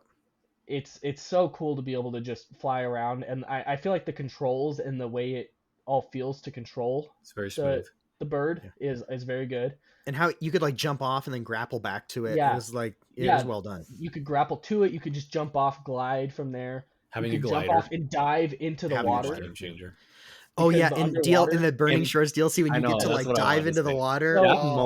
That moment where you find out you can dive under the water is one of the coolest video game moments where it just kind of broke my brain. I'm like, it's a video game. Of course you can do that. But my brain was like, you can't do that. Yeah. And you're just swimming underwater. It just felt like you broke the game. Like it felt kind of similar to Tears of the Kingdom, where you like can jump from the sky and go through a hole in the ground and you're in an underground area. It felt kind of like that. Yeah. To me, the reveal and the ability to like soar and fly through the sky so seamlessly, and then just be able to like dive bomb under the water and just like seamlessly swim under the water on your mount and then jump back and fly really out again. That's the only thing I think I've experienced that rivals the incredibleness that is jumping from a sky and down into the depths and using your glider. Like it's the only thing on that level, in my opinion. It felt on or like the first time I experienced Spider-Man swinging, web swinging or something. It makes it better even. It's one of those really, really good video game mechanics that just, and also it has a cool factor of like 11. I mean, it's so cool. So I think there's probably, I'm glad you guys have both played it now. The other thing that hasn't just really gotten mentioned with any specifics, other than just cool world building, both through the base game and the DLC, it had, I'd say, two specifically of the coolest moments and settings that I've seen in a video game ever. One of those was Las Vegas. Yeah. Underwater Las Vegas, and then you get the holograms and the neon dome underwater, like, swimming underneath like the fake Eiffel Tower and stuff. That was like a defining video game moment. And then again in the DLC, you explore like Hollywood and like a Jurassic Park like set. a Jurassic Park theme park. That was really cool. And that was just, those were two of like the coolest video game moments and things I've done in a game. It was so cool. Yeah. Agreed. I agree. It had some of the coolest locations and moments. I feel like that, so. I feel like Forbidden West is a little bit underappreciated because it had a rocky launch and it came out like a week before Elden Ring. Mm-hmm. And it's Classic. kind of the same thing. The original Classic. Horizon came out right before Breath of the Wild. Like they're kind of cursed, I feel like, in that way. But this game is worth playing if you never played Although they know these dates, they could move their dates. They just don't do it for some it. reason. Their brains are cursed. And you know at what? being bad Maybe at in this. Horizon 3 they'll fix their animations. Maybe Oh, that is yeah. one. Yeah, That is some of the their biggest animations never flaw got of the fixed. game. Yeah, that's the roughest part. So, Uh, okay, my number 2. I'll try and be brief. We're dragging on here, but I really enjoyed Spider-Man 2 this year. I played it a year after Oh, it that's came out, right. I forgot you played that this year. I forgot you played that, and I'm surprised and I was it hit so reflecting high. on it. And earlier it was lower on my list, and I was like, you know what, Spider-Man 2 was really good, even It though it was was. just kind of more Spider-Man. There were moments, there were character moments, there were gameplay additions that stuck with me. And I think, it not to the same degree, but in a similar way to a Tears of the Kingdom Breath of the Wild. Like, I think if I went back and played 2018 Spider-Man or even Miles Morales to an extent, they would feel lacking after playing Spider-Man 2. I mean, I thought just the gliding, man. Oh the my gliding gosh. is so, dude. When I think back to this game, if I put this as succinct as I can, what I will remember are some of these character moments. They crushed some of these. Like I think specifically of Peter's friendship with Harry, some of those moments, Really well and then done. I think specifically of Miles' relationship arc with Mr. Negative, and that moment Yeah. where they come together and he's like, I can't forgive you or whatever, but I got to stop hating you. Or I don't remember what he says, but it's just so real, well written. These moments, they really stuck with me. I will think back to gliding down the Hudson, in between the Manhattan Bridge or the Brooklyn Bridge, Yeah, and that's crossing another over into moment. Brooklyn at sunset. Dude, that is just like That moment's up that to there. me might be above flying a robot pterodactyl It might underwater. be flying over the bridge at sunset, like gliding as Spider-Man. Yeah, Going and for me, it going even over to Brooklyn, like and it that's connects tough. because I've spent a decent chunk of time there in Brooklyn and Manhattan, and it's just one of the coolest That things was I your think I home could for do a in a while. video game. Yeah, that is so cool. And then the other thing that just stuck with me is they added some gameplay quality of life things to the stealth combat, being able to Yeah. create your own web lines and stuff. I really had a blast with the hideouts, like just systematically trying to sneak around and take out all of these bad guys in this hideout without being seen was just peak Yeah. stealth Spider-Man I gameplay. Like, I I don't know that have it gets better. I have a screenshot of, I think I was playing as Miles, but I was taking out a hideout, and I just had a well placed web line, like somewhere where there was With a a lot of bunch of traffic, dudes. and I literally got everyone in the entire hideout on that one line, and I have a Yep. screenshot of just like sitting on the web, and there's like 10 guys Same. lined up Yeah, I on have a screenshot with like a bunch of guys just sitting on a web. And me. this game also handles the variety of bosses and the scope of the story so much better, I think, than 2018. 2018 really felt like just an eclectic mix of bosses, and it's kind of hard to remember what happens and why. This game, I feel like it flows really well from, what's his name, the Lizard, Yeah, Lizard through Yeah. to, you start with the Sandman through to Lizard, and then All you've got Craven. Craven into Venom, and the bad sections, the Mary Jane sections, not bad. They Yeah, gave her a they were much taser. They're better. so Yeah. much better in this game. I actually Yeah. enjoyed them. They felt more like Uncharted kind of. Yeah. So I just about a perfect Spider-Man game. Like, I don't know if it can be done better. They'll continue to make Spider-Man And I think games, and I'll play them, but I think they've perfected it really. I think everything they did, like story wise and gameplay mechanically with Venom, was all really cool and fun. I loved all Yeah, that. I agree. yeah, they I crushed remember it. I had some criticisms of it last year that I don't even remember what they were anymore. I feel like that game has improved in my The estimation side since then. quests are rough. Some of the side quests might have been it.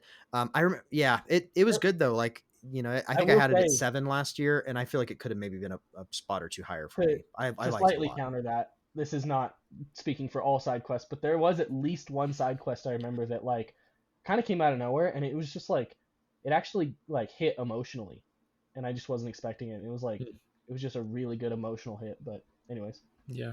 It Yeah, had some good I don't know. emotional moments. I don't know if this will stick with me, but as I was putting my list together, I was just like, Spider-Man 2 was really good for all of my generic criticisms or like it's just more Spider-Man. I was reflecting over the moments that I remember and that stick with me, and it was just it's 10 out of 10 stuff. So I'm psyched that you're so high on it. That's awesome. I know I was pretty mid coming off of it immediately, I think, if I remember talking to you guys. So there's my number 2. Nice. Juicy number 2. So your number 2 is all that's left, I believe, Zach. That's right. My number 2 is Final Fantasy VII Rebirth, which Calvin, you had at 3. So we're close. We're close there. Good luck talking about this briefly while I sit here in silence. I'll try and streamline it because we're running low on time. Yeah, go ahead. You know, Rebirth in some ways was far grander than I could have expected. They had a tall order. You know, they're breaking up the original Final Fantasy VII into these 3 parts, and they kind of took the weird middle part of a game and had to try and make a game out of it. And I think they mostly did a good job of that. The experience of this now, I will say I have the nostalgia of I played the original a lot growing up. Which I don't. This story is very important to me, and they mostly realized this incredibly well. And what shines about this game is living in this huge world with these iconic characters who they've realized so wonderfully and beautifully, and who you get to have so many great character moments with, and you get to build relationships with them. And quiet time with, I feel like. You get a lot of it, but it just seems like you get a lot of quiet time. Yeah. And you get to go on, like, there's an iconic scene in the original as well, where you can go on a date with someone in the party, and depending on like who you build relationships with and stuff, and it's in here and it's fully realized. And there are moments that I experienced as a kid where my imagination was doing most of the heavy lifting. And that's part of, like, I think the magic of some of those old games. And it almost felt impossible that this game could deliver those in a way that was satisfying. And it did, for with one critique I have with the ending, which we can kind of get to, but for the most part, this delivered everything as good or better than I thought of it, which was really hard to do. So this felt like delivering on a childhood. It's my fault we can't dive deep into spoilers. It's all good. This felt like all my fault. This felt like a realization of a childhood dream. And it was great. The world is really, I will play it this coming. It's good. I think you'll like it overall. The combat, it's like the combat from the first one, so you'll enjoy it. I like the first one, and I love the characters. They improved it. There's more team synergy stuff you can do that's really neat. That like adds to the party dynamics of I do really think they improved on the combat. I think so too. It's like more of that combat, but it's like you're teaming up with characters and doing special abilities with certain team members, which also deepens your relationships with them. It's great. There's some really amazing boss fights, some really amazing areas. And it just, the music is top tier. And man, just running around in this world with like these people who feel like friends and family. They feel so well realized. It's just perfect. And then some of the final sequence stuff was incredibly epic. I loved it. I'm not going to get into any spoiler territory. I will just say they have made some, this is kind of well known, but they've made some divergences from the original game because they're kind of doing their own interpretation of Final Fantasy VII. I mean, they did that in Remake as well, and they're continuing that. Yeah. One of the choices they made, my feelings on it are really going to depend on how they finish out the story in part 3. Yeah. So I'm hoping. So how you feel about part 2 will be impacted 6 years from now. Exactly. Yeah. It's a little bit messy, and I feel like the direction they're taking, they have a landing to stick that I'm a little worried about. That being said, despite some of my feelings about the divergence from the original, which I was kind of hoping they maybe wouldn't, despite that, this still, like, when I honestly reflected on this year, even though I have Elden Ring Erdtree below this at number 3, I think Elden Ring Shadow of the Erdtree is technically across the board a better game than this game. Like, I think it's more even and like whatever. Right. This sticks with me, and a part of that is my nostalgia. Oh, crap, I just remembered what your number 1 game is. This sticks with me is like one of the most definitive experiences of this year. This will live on with me for, forever. I'll probably replay both of these games when part 3 is coming out. Gosh, that's such a time scene. That's going to take your whole year. It's going to take my whole year. So anyway, dude, your top 3 is stacked. That's what I mean. It's like, it's kind of hard to pick too. Cause it's like, I do think Erdtree is probably better in some ways. Like, but Final Fantasy stuck with you, left Rebirth, more of an impression maybe. Emotionally, and just the journey, to quote Stormlight Archive, is the journey before destination. This journey stuck with me just a little bit more than Shadow of the Erdtree did, though that was incredible too. And we'll talk about that in a minute, but I love Rebirth. So Calvin. Just a little bit. I'll try and touch on a few things you didn't talk too much about. I think I ultimately feel very similarly about Rebirth as I did about Remake, which is that both are very flawed games. They have some some pretty major flaws and like There's some rough edges. yeah, some rough edges. But despite that, um, I absolutely love them, and it left such an impression on me, and like everything you said. And one of the things that surprised me in both games, but I think it was done better in Rebirth, is obviously there's the bombastic, crazy sequences and fights and the Final Fantasy craziness, but a lot of the slower, more quiet, like personal moments and quieter times where you're just like hanging out with your group and your party and you're just doing smaller things, less consequential things. Yeah. That all it was very much a sum is greater than its parts situation for me, where it all added up This to game like very much seems to me like it is all about the character relationships. yeah, It is. Pretty much. But yeah. those quiet moments and those character moments, I think then make the bombastic epic stuff feel like it matters a It little lets bit. it breathe. It lets it breathe, and it makes it feel like, okay, I care about these people so much Yeah. that I'm actually a little, some of the Marvel effect of like the big explosions at the end, it kind of gets like, oh, whatever. But I felt a little bit like worried because it's like I've spent so much quiet time with these people that Yeah. And it feels now you meaningful. don't know. So who's gonna die? We don't know. Yeah. You know. You So. don't know.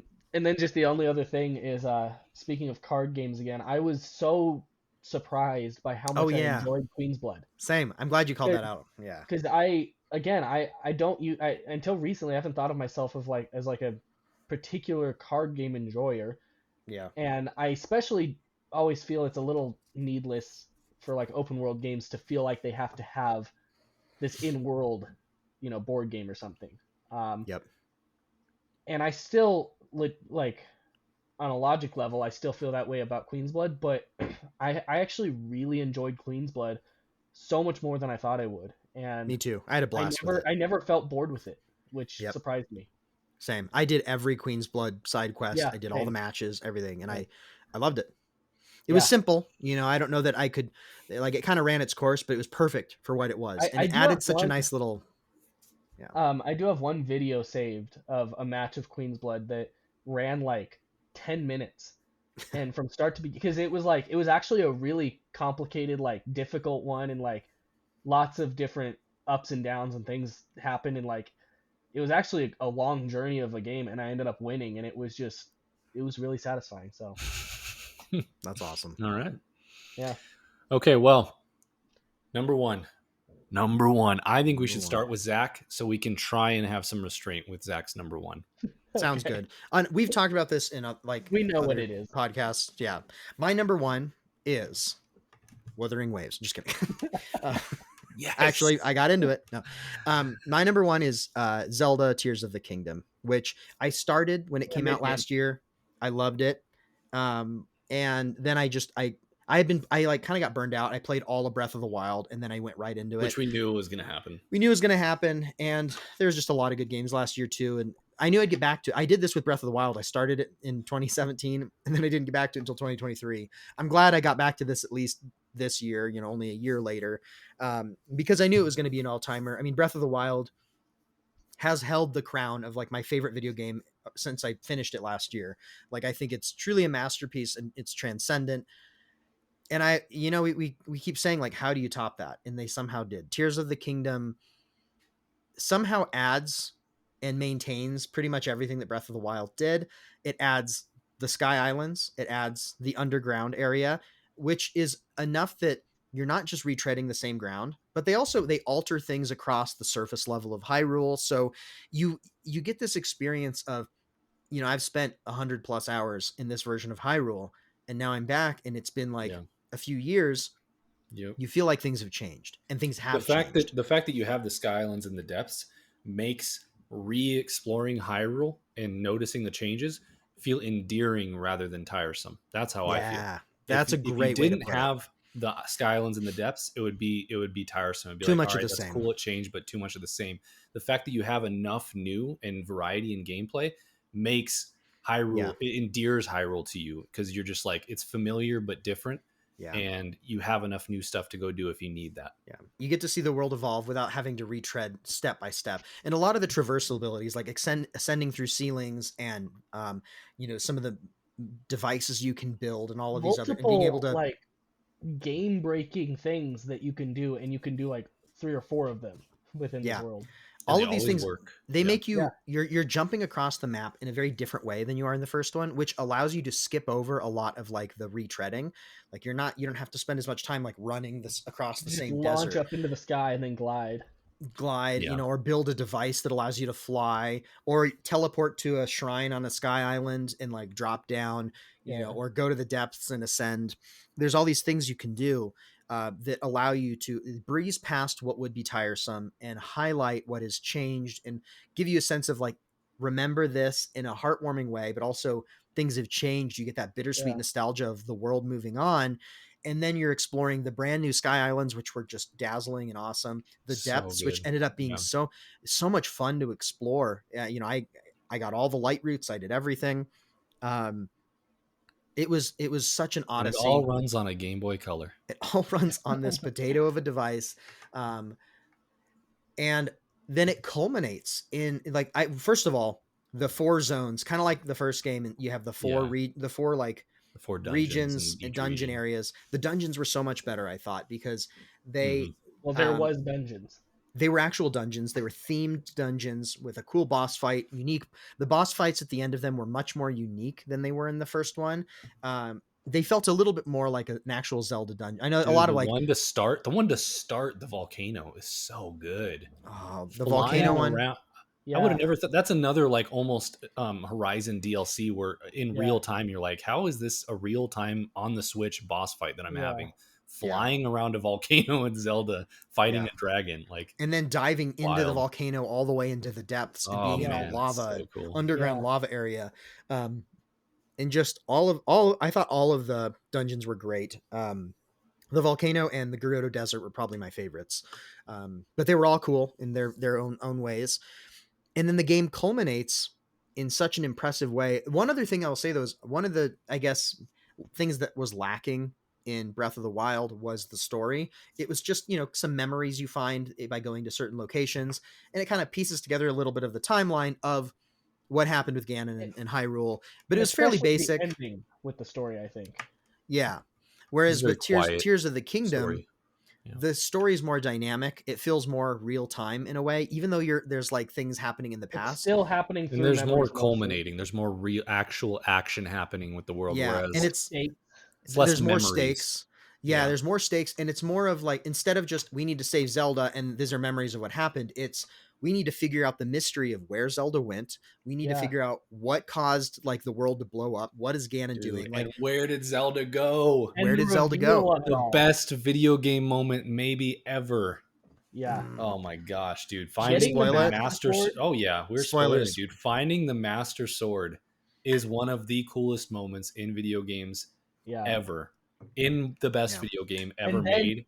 And then Oh my seeing God. the memory of her making the decision Mhm. to eat the stone and become a dragon, even though she knew that she would be There's able to no be lost way. for 1,000 years.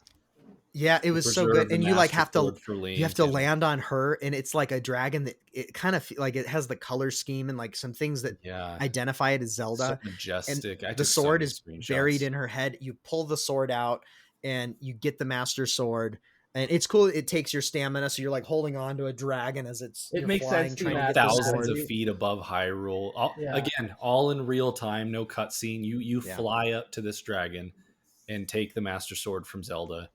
Such an epic Dude, way, and it's dude. heartbreaking, as it's like she sacrificed like herself to Yeah. do this to humanity. save for humanity. It but has then that's a real like story and emotional hit that just like Mhm. I wasn't expecting from the successor to Breath of the Wild. And Yep. her in the past with I forget the names of the other characters, but the original royalty Yeah. of Raru Hyrule. is They were all the they were such they- good they characters. were cool. I really They were really enjoyed neat. those scenes, and they were good. They were well done, Just and I well liked all done. the characters.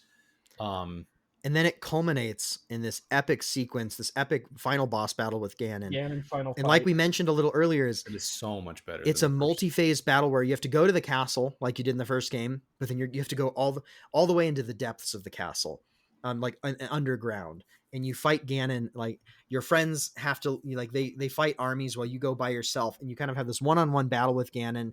You have like a samurai duel that's pretty hard. It Actually, requires fairly you. difficult. It was Dark Soulsy. Like it was Dark actually Souls. You had to you had like to learn his moves. and you had to And it's and you couldn't timing. just dodge. Like you had to learn like the right way to like Which way to back or side to side. Or, you had to like get the timing down. It's actually a rewarding fight, which is there's not the combat's one of the weaker parts of Tears of the Kingdom, and this fight actually felt rewarding, good and rewarding to beat. Yeah. And then that takes you. Then you go up into the sky, and Ganon becomes a dragon, and then you go up into the sky after him.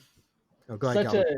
Such a cool moment before that was just like a what the heck moment was. Yeah. The first phase you beat him, and then he like stands back up, and his health bar just like goes past where it was to the edge of the screen. Oh, and that was just such a moment of like, what happening? The heck? Yeah. Oh, so many little touches that were great. It can and do then that.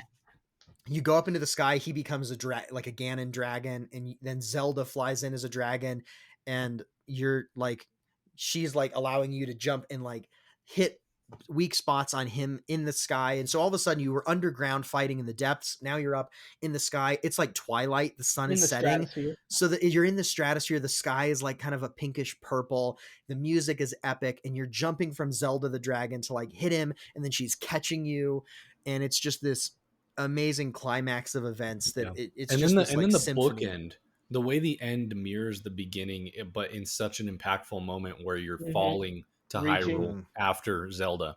Yeah. Just kind of nearing the start of the game, and it's just falling, so good. And then you save her. Like she's able to transform back. You catch her. So you get the save the princess moment, even though she really kind of saved you. But you still get a little bit of that save the princess moment. And it's just this quiet like peace at the end because you saved her, and she's her and you are the reason the world is saved. Just the best of fantasy. So epic, so satisfying. I got a little teary, which I don't usually get teary playing games. I got a little teary at the end of that one. Yeah. And it was so satisfying to finish, but also like, I can't believe it's over. I did it. And I'll definitely go back to it at some point, but this is probably the best game I've ever played. It's somehow better than Breath of the Wild. How will a game ever be better than this? It really did the impossible in following up a basically perfect game, because sequels to something that is so good, it's basically impossible to follow up and be as good, and let alone better. And this somehow did it to where it's just it makes Breath of the Wild look empty, which is crazy. Yeah. So, well, thank you for bringing Tears of the Kingdom into this discussion where we now have to somehow come down to talk about our number one for 2024. This is a pretty good one too, though. Which I assume is Erdtree, Calvin. Yes, Shadow of the Erdtree. Okay, all right. I thought maybe there was a chance it didn't make one for you. It felt like the obvious choice, but it was the obvious choice. If it wasn't one, it wouldn't be on my list. Yeah. So I knew it was one because it's not on either of your list yet. So. I meant going into the before we revealed your top 9. Yeah. Elden Ring, Erdtree. I guess I'll start off just by saying that I was critical of Elden Ring. I like Dark Souls 3. I like Sekiro. I may even like Bloodborne more than Elden Ring. Elden Ring it had some truly majestic moments, but also moments where I felt it had some issues, and I feel like most, if not all, were addressed in this DLC. It was more consolidated, better map. Just the boss fights I felt were much better tuned for some reason in this DLC. I enjoyed learning these fights and fighting them without mimics or whatever they're called. I don't remember. Summons. I don't know. Mimic tier was like the duplicate of you, but spirit ashes. Spirit ashes. That's what it was. I loved the boss fights, and when I think back to 2024, I will remember the countless. It's a joke at this point that it's the same size as Limgrave, and maybe it is if you look at it like this. But if you flip it like this, you see that it's this deep, and just up and down this area. The Erdtree. What is this area called? I can't remember. The Shadow Realm? Is that what it's? Shadow Realm? The Shadow Realm or something like that. But just the verticality. Shadowlands. And that's what it is. Finding how to get to this area, how it loops around and underneath, and it was just always showing you something new about, like, it's like if you took a model and you're rotating and you're like, oh, I see this now. And that's what it felt like exploring this map, and the countless vistas and just amazing fantasy locations that I took a million screenshots of, just soaking in how cool everything looked. That's what I'll The think back art to. direction and The art direction is, the world design was yeah, amazing. Yeah, same. I was also critical of Elden Ring for a couple things. One of my biggest issue, similarly with base game Elden Ring, was its bosses, its boss roster. Um, I felt like it was my least favorite lineup of bosses from any of the Souls games I've played, and a lot of it felt like balance and tuning was just way off, and just it wasn't enjoyable to learn them solo, which is how I prefer to play. And then I feel like Erdtree just kept what is unique and really good about Elden Ring, the open world, the traversal, the horse, all these things, and then everything else was some of the best of any Souls game I've played. Like the lineup in Erdtree is one of my favorite, some it's of my favorite really good. bosses Yeah. across any of the games, which is Yeah. crazy. What's the dragon's name at the top of the Dragon Bale, Peaks? Bale the Dread. Dude, Bale that fight the is Dread, yeah. gnarly. Yeah, That's a That good is, fight. that part, That's a really that good fight. fight is wild. And then the final boss, I think we take some issue with. It feels overtuned, yeah, but even then, I don't think it's more overtuned than Melania was. I think it's yeah. less. I think it's much more reasonable than Melania was. I mean, yeah, as for me personally, I did not have any desire or will to want to fight Melania one on one and try to learn her and stick it out. Whereas Radon, like, he was tough and a little overtuned, but I wanted to stick through it, and I did, and I was so happy I did. It was such a memorable fight. It took over 100 attempts. It was pretty Yeah, he incredible. took me forever. I do wish I was a little bummed because Radon is a known quantity, and you kind of want the Yeah. last You want boss. something new.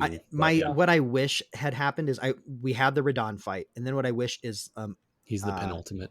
Mikola is like the final, Mikola, like yeah. some like transcendent Mikola, In an angelic ethereal being, realm. ethereal thing.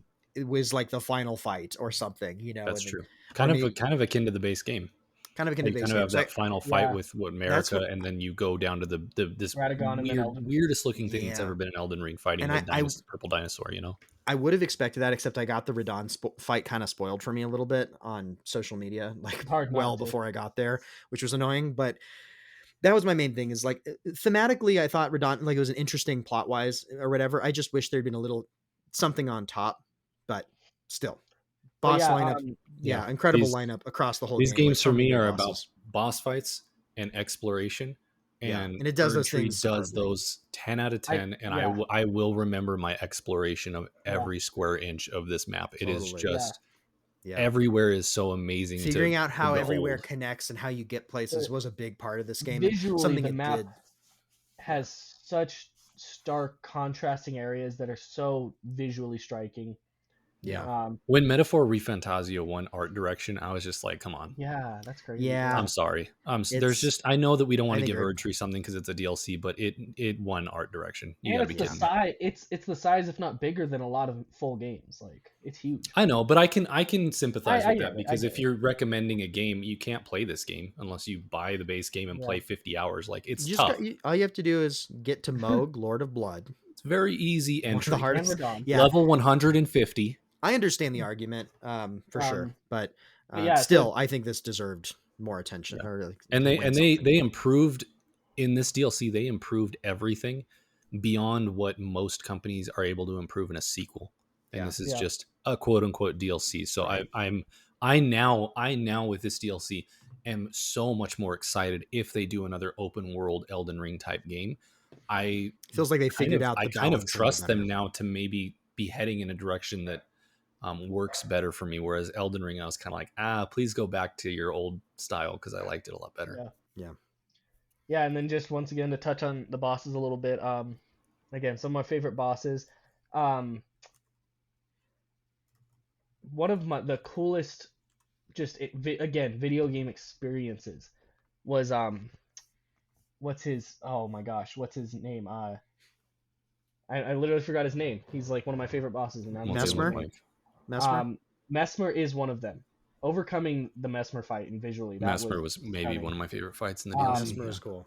I don't know why I'm forgetting his name. Lord of What's he Frenzy. look like? Oh, Midra? Oh, Midra. Lord of the Midra. Frenzied Flame. Yeah. Yeah. That was one of the most stunning things in a video game for me because the reveal, his like actual phase, his main phase, is so stunning visually, and then the music. I mean, I like music, but a lot of times in a boss fight, it doesn't come through to me because I'm too locked in or focused. It's not something that registers as much. The music in that Yeah. boss fight was The like music was great. Yeah. overwhelmingly transcendent. Like it was just like You're never gonna have this a is insane. Varum problem in a FromSoft boss fight. Right. It's just Yeah. they The don't they music only know is how to like, make epic orchestral it's so good. pieces for The every music's boss always fight. so Yeah, good, and it's really yeah, shining in this game. Yeah. yeah. 100%. Midra is good. Mesmer was amazing. Mesmer, I really liked what's her name? Romina, Saint of the Bud. That whole fight was really Visually, she visually was very cool cool. and I fun to think I I think play. love she the felt secret finger boss. What was it called? yeah. That was Uh, so the Bloodborne Mother of weird. Like, Fingers. oh Metter. my goodness. Matter. And the secret, the missable, like Hmm. super secret Yeah, quest I line know. to get underneath this like this Hmm. church or whatever and find this alien Yeah, world and realm with the Mother of Finger. That was just, dude, that Yeah. was that so that cool. arena was crazy. Yeah. And then Um, the like big areas that were with the fingers coming out of the the ground, finger ruins. those were some of Yeah. the coolest fantasy vistas I've ever seen. I There were remember some just standing at incredible. the edge of a Yeah. cliff looking over those being like, What the this is heck? wild. Yeah. Um, she felt a little overtuned, but Rolana was one of my favorite bosses. Like that was such a fun Oh, and you mean tight Rihanna? dance to to learn and figure out and not get obliterated every time. Yep. Yeah. The boss So fights are the boss lineup in this is it almost it's in you could have a discussion between this and Dark Souls 3. I think Yeah. you yeah, really could. I think I would still give it And a that's slight nod to astonishing Dark to say Souls that. 3, but this is The close. fact that you can have that discussion is yeah, Yeah. pretty wild. So yeah. Yep. there you have it. So Neverlag's game of the year is Erdtree. No surprise. No surprise there, I guess, because we have 1-1 Yeah. and you have it at 3, 4. I have You it at 3. If it Hmm. wasn't Tears of the Kingdom year, it would have been 2. For And sure. honestly, that in Final Fantasy VII Rebirth was kind of a tough pick because they do different things for me. But Yeah. yep, there we go. It's still it's very high for me, and Yeah. I think it's a very awesome pick to have as our like, percentage wise, this is the Neverlag game of the Front year. And runner. I'm totally cool with that. I know you'd want to have something less predictable, but it just was I know. kind of It the is what it is. experience of the year. So Yeah. and somehow a DLC, like I never would have thought a DLC could have this much Yeah. meat on the bones. So, well, frick me, guys, aren't you glad we didn't do honorable mentions first? But Yep. in one sentence, I will say honorable mention goes to Returnal DLC. I had a lot of fun playing that with you, Calvin. Mhm. Yep. And actually, most of my honorable mentions are DLC. There was a Same. lot of good DLC this year. The Remnant DLC we just got through was a ton of fun. So some really good co-op DLC out there. I know the Returnal one's probably slept on. We played the entirety of Returnal together in co-op, and it was a blast. And So I mean, that just comes down to the fact that Returnal, at its core, is such fun and quick and just good a fun game. gameplay Yeah, that it makes a good roguelike because it's fun to play. No. it is. Yep. Do you guys have a one sentence thing? One sentence honorable mention or something? Mine would be it's actually interesting because it's a game I've played before this One year, sentence, Calvin. but I replayed this year because it's been a long time. The Oh, Witness. that's right. Yeah, you replayed The So Witness. yeah, for those who don't know, it's a Got the puzzle platinum, game. right? It's the puzzle game. Yeah, and I replayed the entirety of it, got the platinum, and it just, I mean, it couldn't be on my list. It's not my first time playing it or anything, but it absolutely would be, and it's one of the greatest and wildest experiences for a puzzle game. Like when you Yeah. realize what the world is actually holding, like it's pretty incredible. I think you summed it up perfectly when you said it's the puzzle game. It really is. Yeah, In a world of puzzle games, it is the puzzle game. So, yeah. Zach, what about you? My honorable mentions I had 3. They were all discussed. Prince of Persia, The Lost Crown, Helldivers 2, and Pal World. All great games that I really liked for various reasons that it's hard to, decide where to draw the line, but those could have been on there for sure. Nice. Yeah. I'll throw one more. Taiji. That was one of my non-DLC. Really good. If you like The Witness, speaking of The Witness, this is a top-down, very indie style version of The Witness with really good puzzles that really I had to rack my brain and kind of go back and make sure I understood the logic. And it's just a really good, well-made puzzle game that will rank just below The Witness for me when I put that list together. So nice. All right, guys, we did it in just under 3 hours. Great job. They said it couldn't be done, but we did it in under 3 hours. They said it couldn't be done. And you for sticking with us. I know there's so many viewers who watched every second of this podcast. And you sickos, as we mentioned at the outset, there's none of you, but it'll be us in the future rewatching this, I'm sure. Old us. And next year, the lesson we learned is we got to set like a 5-minute timer, especially for for 10 through 5. Yeah, we really do. It's a shame to have to burn through 3 through 1 because you spent too much time on number 8. So totally, third time's the charm though. Yeah, 2025. That's right. Feel free to join us next year where we recap. It looks like it's going to be a juicy year. So, so thank you for joining us, Calvin. It's good to have you back as a recurring annual guest, and please continue to be our fan base. I am a fan base and recurring guest. Exactly. All right. Thank you for joining us, and we'll catch you on the next one.